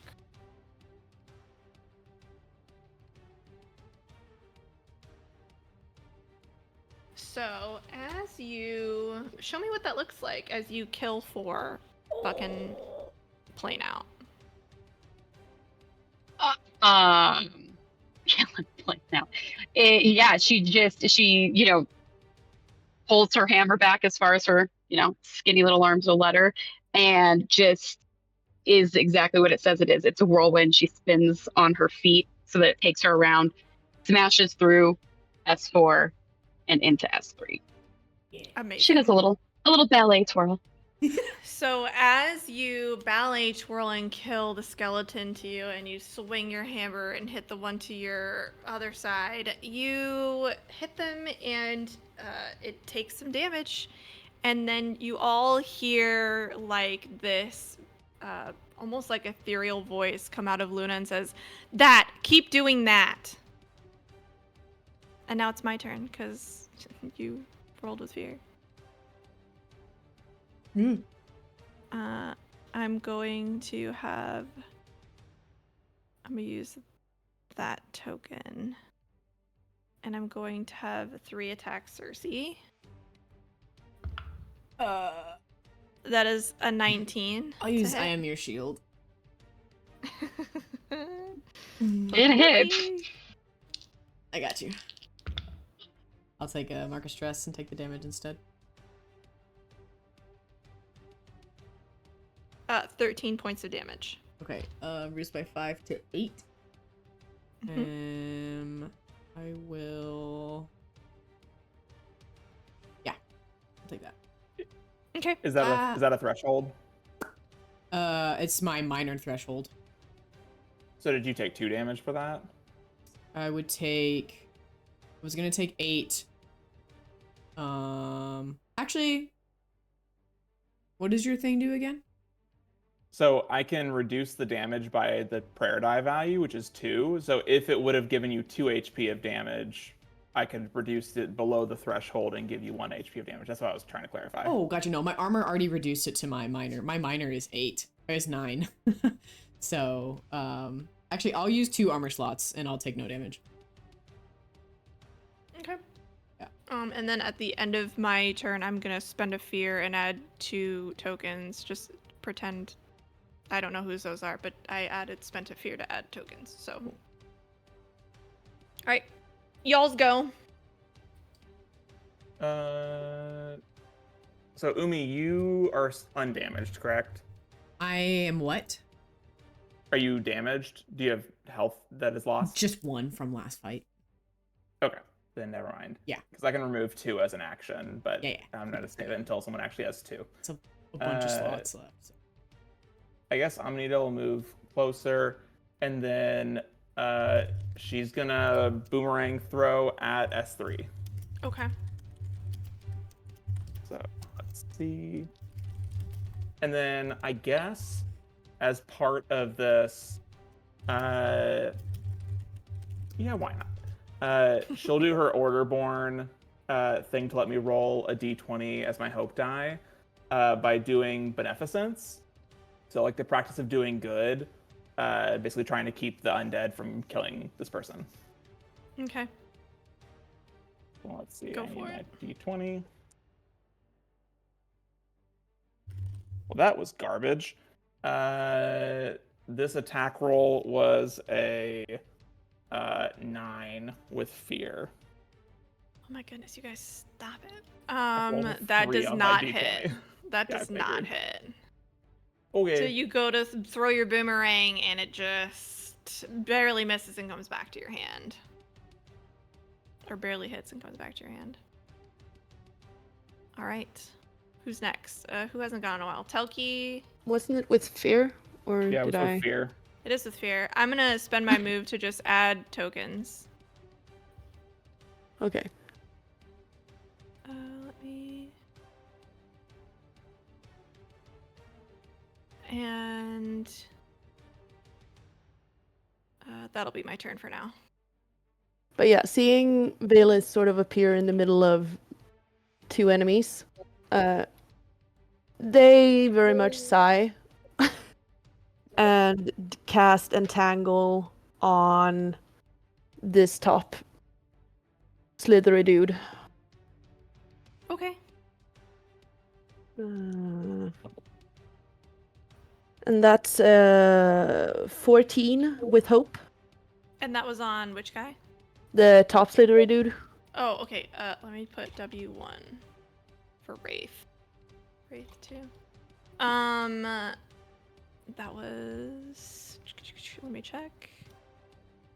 That hits. Wait, That what was it hits. again? Sorry, just to 14. make sure. 14. Yeah, that hits. Sorry.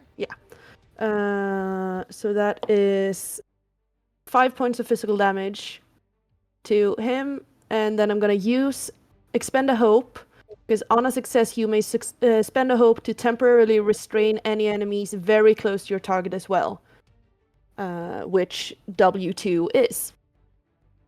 Okay. And yeah, that's all Okey-dokey. she wrote. You entangle them and you are restraining them. They are restrained. They're kind of writhing and floating a little bit in front of Valus. Yeah. Making awful moaning noises.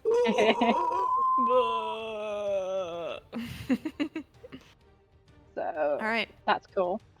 Scarlet, Valus, Um, Davy. I think while Scarlet is still singing her mesmerizing song to keep this one enraptured on her, she's gonna reach for her whip and just kind of do like a dramatic like whip around to hit S1 and S3. Okay. Oh, that's correct.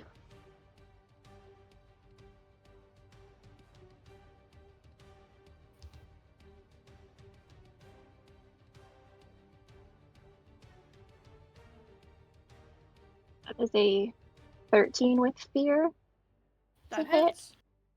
All right, so that is 6 points of damage, of physical damage, and they are both scattered from melee to close range. So the whip just kind of forces them back from me as Scarlet continues her song. So as you swing your whip around and you whack 3 in 1, 3 absolutely scatters into bones on the ground and is dead. 1 is scattered back. Did it say it was far range? To close range. To close range, got it. We'll go like there, maybe. I'll go here. Okay.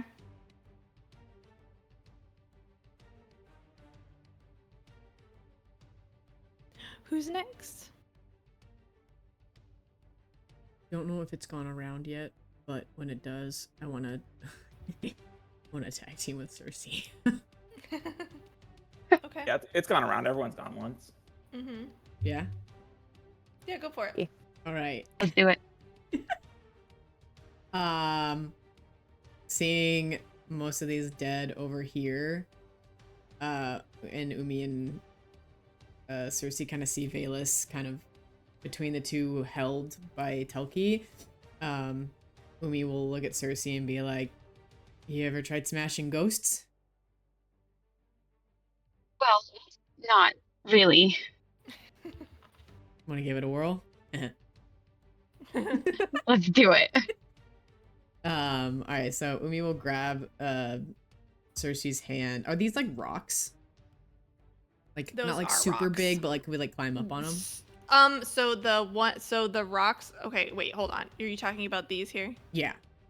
Those are roots from the tree Okay. from underground. Are They're they, like, roots, a and then little these high, are or- rocks.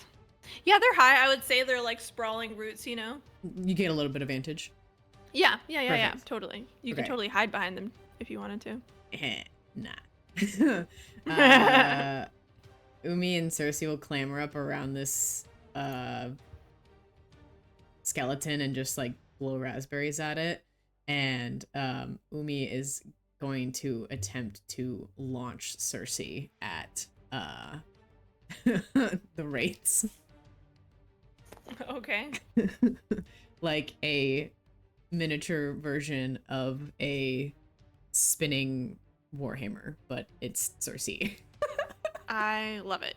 go ahead and roll. Okay, so what am I rolling? Is it an attack? Is it a strength? I don't know what it would be. So you guys would both roll together, like as your. Let me pull up the exact. Because I know it's not like it's So- like not a double attack, but I'm just like, I don't know how it would work. Here, let me post it in here so you have a reference. Tag team. So someone has to spend 3 hope, and then Oh, you want to do it? I can spend 3 hope. Okay. That's fine. and then you have separate action rolls, and then you have to choose which one will apply for both of your results. And Got if it. the chosen roll is with hope, then you gain the hope, and then you only take 1 action instead of like adding both to your action roll, and then you both roll damage as usual, and then add it together to determine the total damage. Sweet. Okay. Yeah. I guess my strength and my attack, like with a battle axe, are the same. So maybe I'll just roll strength basically. Sounds good. Yeah. Cool. And then I would do the same roll, right? Mhm. You would do your attack roll. Mhm. Yeah. Okay. I don't know. Am I allowed to add if I'm throwing or whichever? Can I use the my experience? It's easy with the manual labor of like lifting, pulling, throwing. Sure. Okay. I'll allow it. Thanks. So I'll just do this. Since it's the same, I'll just do strength +2 and use up that hope. Ooh, it's a 20 with hope. Let's go. Alright. Mine was a 14 with fear. Alright. This is good. Love it. So I guess what you say we'll use mine? Yeah. Okay. Yeah, So so then you gain that hope because you chose it, and then make sure you guys add to the action tracker, and then add your damage together. okay, Roll so your damage as usual. just like my Okay, regular so- quote unquote battle axe damage. Yeah. Mhm. Damage. Alright, that was a 15. Dang. I rolled an 8. And that was on S1. Oh no, we're chucking at the wraiths. The wraiths. Got it. Okay, I was like, I don't remember which one you guys are talking about. Yeah. Because I mean, So- technically, I could. How many times are we allowed to use our abilities? because I would could- say you could use them. I would say as often as you can use the roll. I want to say is how that works, but I could be wrong, and we can review that after the game. But I think you can. 'Cause use I as often as could- you want. I could whirlwind again and try to hit both of them. I Maybe- would say because you're already tag teaming, I'm not gonna let Okay. you continue Got to it. add more and more onto this, but we can review that later if I can look at the rules later. But for now, I'm gonna say this is good because you guys absolutely did damage. Cool. So what was the total damage again? Sorry, No, you're good. Mine was a 15. 15 and 8. 8. So that okay. Did you roll max? Oh no, you have that +4. That's crazy. Mm-hmm. I'm doing math. I'm guessing Scarlet's D6 is gone by now, right? If we never used it. No, it lasts for the whole session. So Oh. if you still okay. have it, then you can still use it. I'm Yeah, pretty I sure. never used it. Okay. So as you whirlwind into these wraiths, you swing your axe, and it feels like you do quite a bit of damage as they're restrained and they're just moaning and groaning in place as they hover. Okay. Who's next? I think Davey and I were gonna do a combo attack. Do it. Combos are so cool. Combos are really cool. Go ahead. What is your plan? All right, Davey, you take the reins. Okay. What weapon does Amanita have? It is a hallowed axe. So it's a hallowed magical. Yeah, it's a magical axe. Ooh.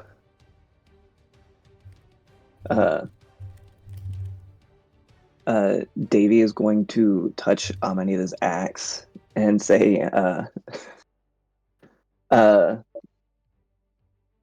still some people left, and would like to. I have a spell called Ice Spikes, and have giant ice spikes materialize on the end of the axe for Amanita to just unload. I love that. And who are you aiming these for? Where are you going? Amanita's gonna run forward and chuck it at S5. Okay.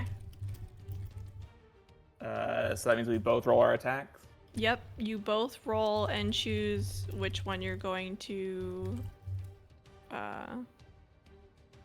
will apply for both of your results. So whether or not it'll be hope or fear.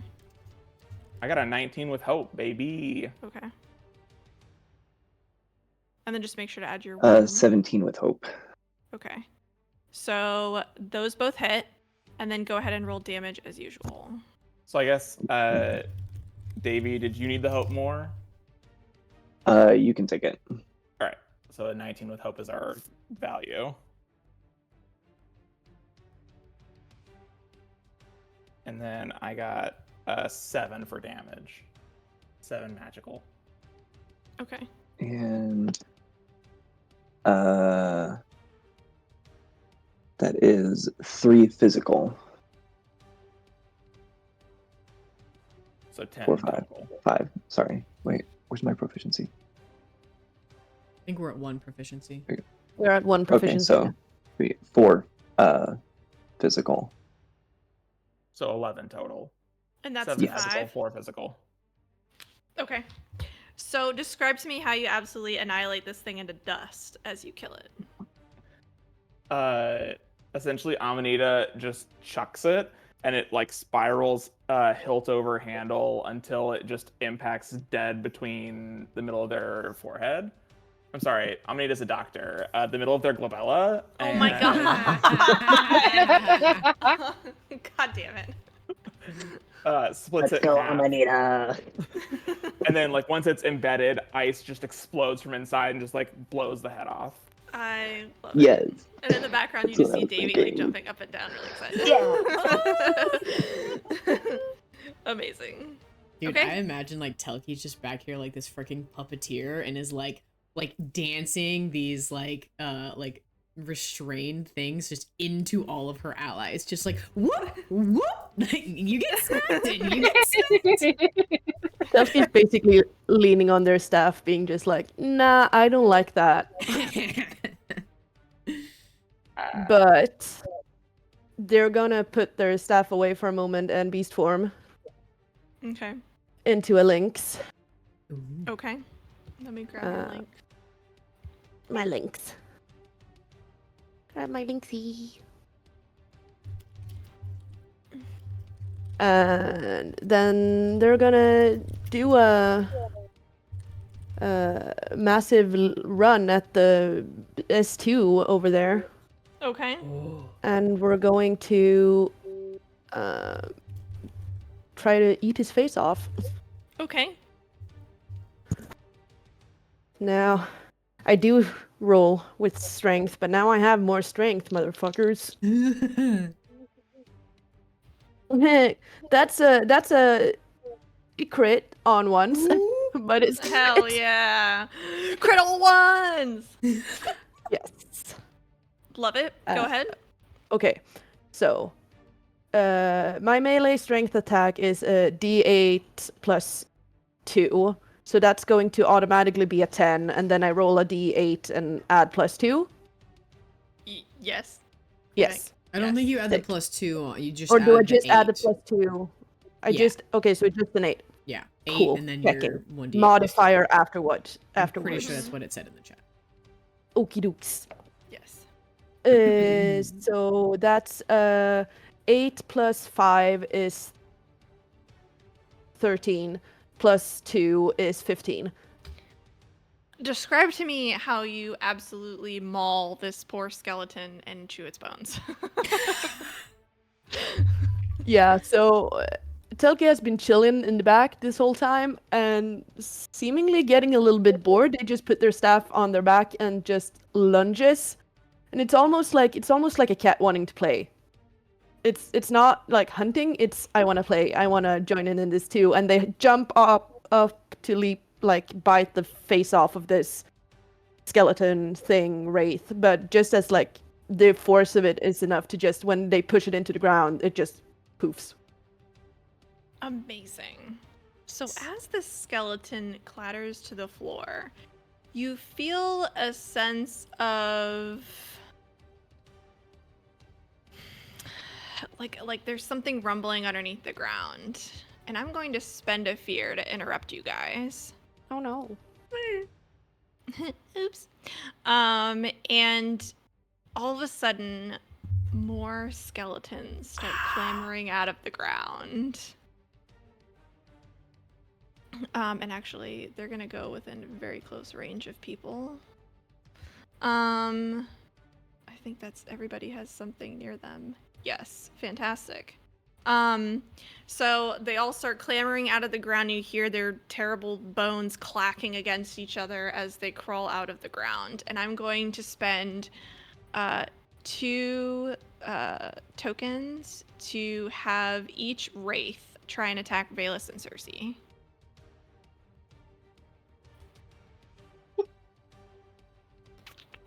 Let me grab my shit. I think, as the youths would say, that's not good. That is a 16 to hit Valus. I was about to say that misses, but it doesn't. Goodness, So fan. yeah.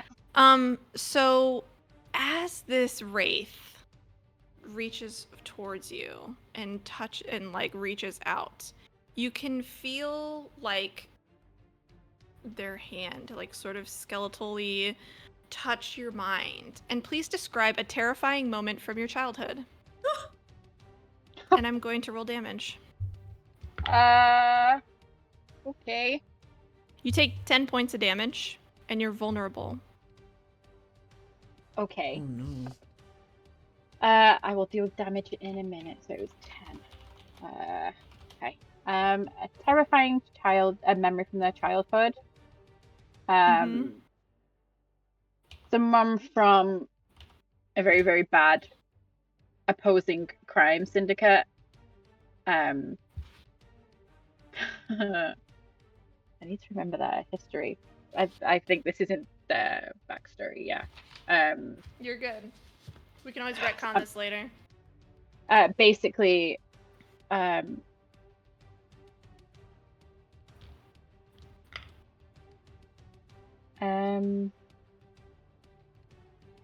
what happened to his mother? I think was pretty terrifying. But no, that wasn't childhood though. That wasn't childhood. Crap. My brain hurts. A really, really nasty fight between his father and someone from an opposing crime family. Okay. Yeah, I think. Okay. The little Valus, yeah. Okay. So you take 10 points of damage. Cersei. Yeah. Does a 18 hit you? Yes. Describe to me a terrifying moment from your childhood. And you take. You're lucky. 5 points of damage. Okay, I'm very lucky. Cersei remembers the feeling of a blade sliding between her ribs when she was about 14, so that counts as childhood. Yeah. And laying in the snow and looking up at the sky and clouds. Okay. That is my turn. And I would like to spend my armor slot to reduce some of that Absolutely. damage. Also, the reason why I said it's lucky is because I get to roll a d20 to do damage to you when I do that. So that's why I said you're really lucky. Anyway, continue. Wow. Amanita can go and can look over at Davy and say, that worked really well last time. Do you like, I don't know, want to like do it again? Not the. God damn it. And I will expend Yeah. 3 of my hope to do a team attack or whatever it's called again. Okay. Nice. Go ahead. So if you want to do the same thing and like light up my axe with ice magic, I'll attack the one that's next to you with my boomerang axe, and then if it hits, then I'll expend a stress and hit the S that was next to me. Okay. 6. Okay. Let's go. All right, so we're gonna do S7, the one that's Yeah, I'm gonna put 7. There we go. Thank you. And then I'm gonna add. Thank you. I got a 17 with hope. I also got a Nice. 17 with hope. Oh my god. Then we'll go off. Is here, that a so you can crit? No. Team crit? You can Team have the crit. hope. You can have the hope, Davey. Okay. And then we roll our damage. And I'll expend a stress to hit both. Okay. Oh! Oh, not much. I got 11 magical damage. Nice. It is 4 physical. Okay. Let me bark.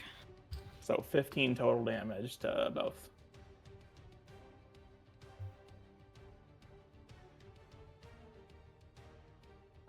Okay.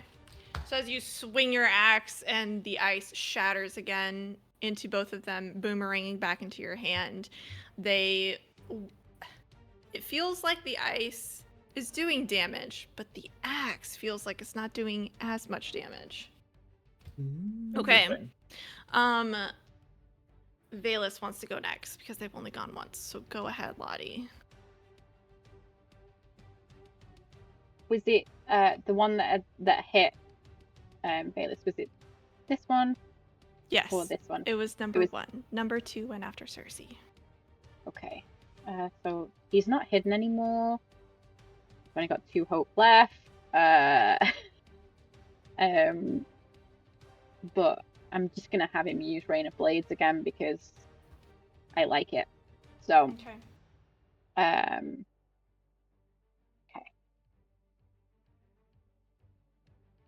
Oh. That's a can't count. Why can't I count? Let's see. 15 with the addition. That's a 15 with hope this time, which That is hits. nice. That hits. So spent one, got one back. And it's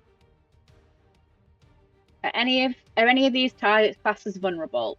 Just for my they're information. not vulnerable. I think they're just restrained, which means Okay. they can't like move or like they can't Okay. like, Correct. physically move any or do things. They are where they are. Yeah. Okay, no, that's fine. So it's 6 plus 2, so that's 8 damage because it'll hit both. With where he stood. 8 damage to both. Mhm. Damn, Lottie. As you get really upset after reliving a horrible memory, you rain down these daggers in front of these 2 wraiths, and they both die. Nice. Oh yes. Damn. Bye, Wraithies. And he's gonna look at Cersei and say, "I really don't like those things." Looking a No. little messy, looking a little bloody. Mm-hmm. Thanks for taking care of them. Anything for you? Oh. And a little wink. Aww. Umi's just like, what?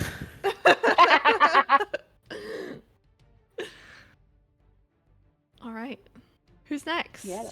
Telki probably hasn't gone in a while. Scarlet hasn't gone in a while. Yeah, Telki's gonna run and leap at another thing. Skelly. Yeah. Okay. Gonna yeet the one over at her friend. Okay. Sorry, I just saw that.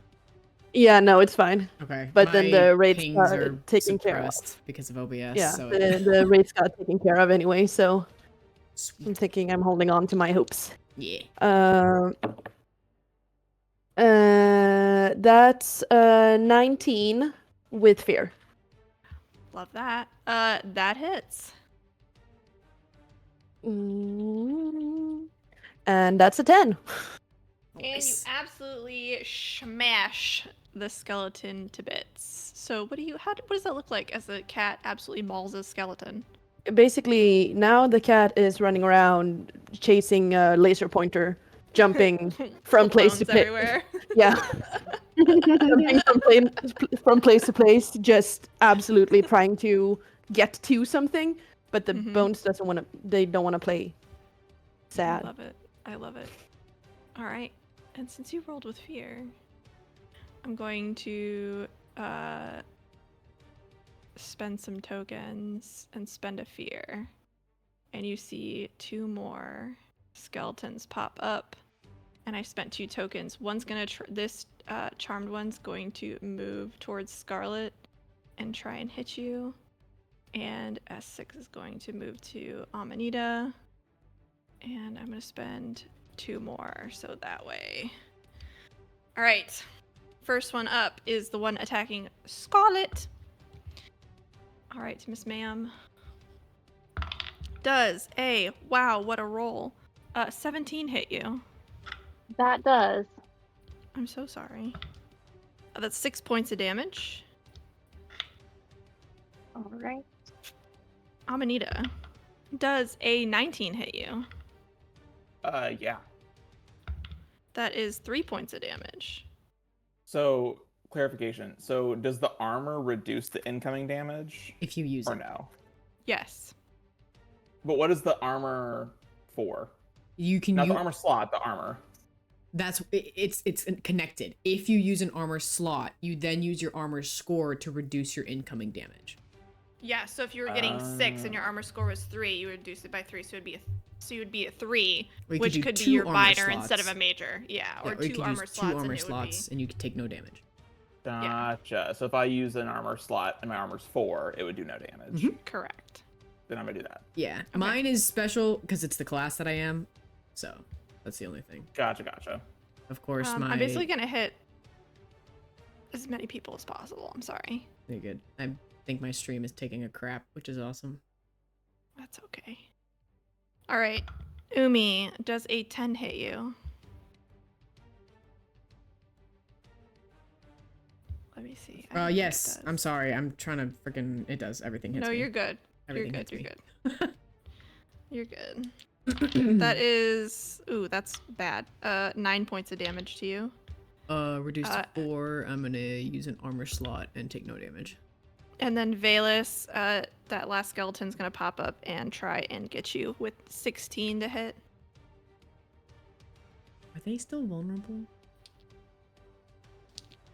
Yeah, that means, I could technically, let me see. Yes, they are technically vulnerable. So, I have advantage. That's still gonna be better. All right. I think that hits you, Miss Ma'am, which is 8 points of damage. And that's the end of my turn. Audio might be muted. I don't know. I think she is, but it's okay. I'm sorry. Can I You're good. use an armor slot to take that down to minor? Absolutely. He's looking a little bit rough. Absolutely. All right. You guys, you only have to do like one more death. Get it. Who's gonna do it? Big kitty smash. Somebody. No, you go, Scarlet. Go, Brenna, go. Go, Brenda, go. Scarlet is just going to move around here and do another whip crack to S1. Heck yeah.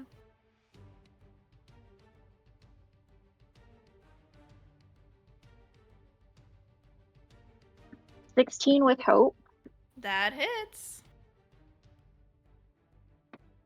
is 4 points. of damage. Explain to me how you absolutely crush this skeleton with your Well, whip before it even flies back. This skeleton has been the one that she's been enrapturing this whole time. She's not broken eye contact with it. As her own eyes continue to sparkle with this kind of magical glow, she just takes her whip, brings it around the torso of the skeleton, and just like pulls it in close to her and just snaps it in half. Amazing. So as the skeleton falls to the wayside, you hear out of the corner of your eyes or your ears that let me pull up my sheet.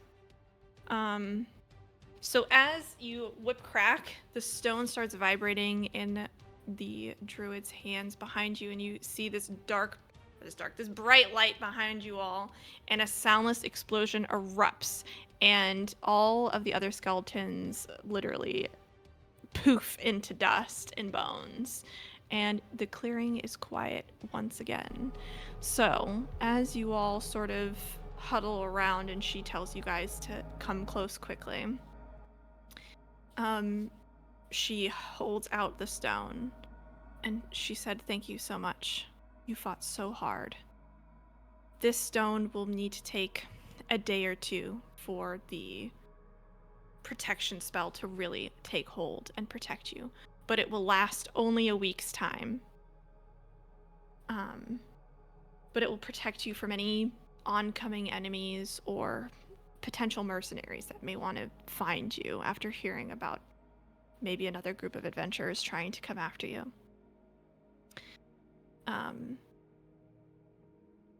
And she says, "Come follow me," and she'll take you all upstairs into the tree house, and she'll hand who wants the stone. Not responsibility. Who wants responsibility? Maybe I'll take it. Davy. Davey. Voluntold. Yeah, Davy's the wizard. Davy knows magic stuff. All right. Yeah. So she turns to The Davey hand and is says, just up. "In 1 or 2 days, I'm going to give this to you, so please make sure to come back and pick this up. However, there's something else I need to mention to you all and to ask of you." And as you pull back and you guys remember where you are, you see sort of outside of the forest of view, sort of like, think like cinema, like as you pull out of like a city and into like the horizon, you see sort of a verdant expanse from above with twisting stone spires breaking through separate tree lines, and some have flames flickering but in these twisting towers that are sort of like a beacon. And she continues on telling you all, "There's a tower or two just south and west of here, maybe a few hours walk. I felt it when I was transferring the stardust into the stone. Its power was strange. Stardust comes from these fallen stars that have been here for decades, and these stone spires that have erupted from the ground, they're supposed to be pillars of strength and where you can pull magic and arcane from for these this stardust that we had originally placed in there. We could pull from that. And as I was working on the stone, I could tell that something is wrong with these. So I would like you all to take a look into that maybe as you pass along in your travels and see if there's something else in these spires that maybe is connected to what's been going on." And she sort of sets a stone down on the table, and it sort of like kind of emanates this glow. And she looks at you all and she says, "When you're ready to come back and pick this stone up, I'll have a map so you can make it there safely, and we can talk soon. So feel free to go back into the town, and I'll give you a map in a few days' time, and please enjoy the festival, and I'll see you all soon." And she will hand each of you a handful of gold. And that's where we're going to end today's session. Yay! Yay! Cool. Yay! First session of Daggerheart, guys. Woo! Loved it. That was so I'm sorry, well done. it was a little long. I'm sorry, it was a little long, no. but It was amazing.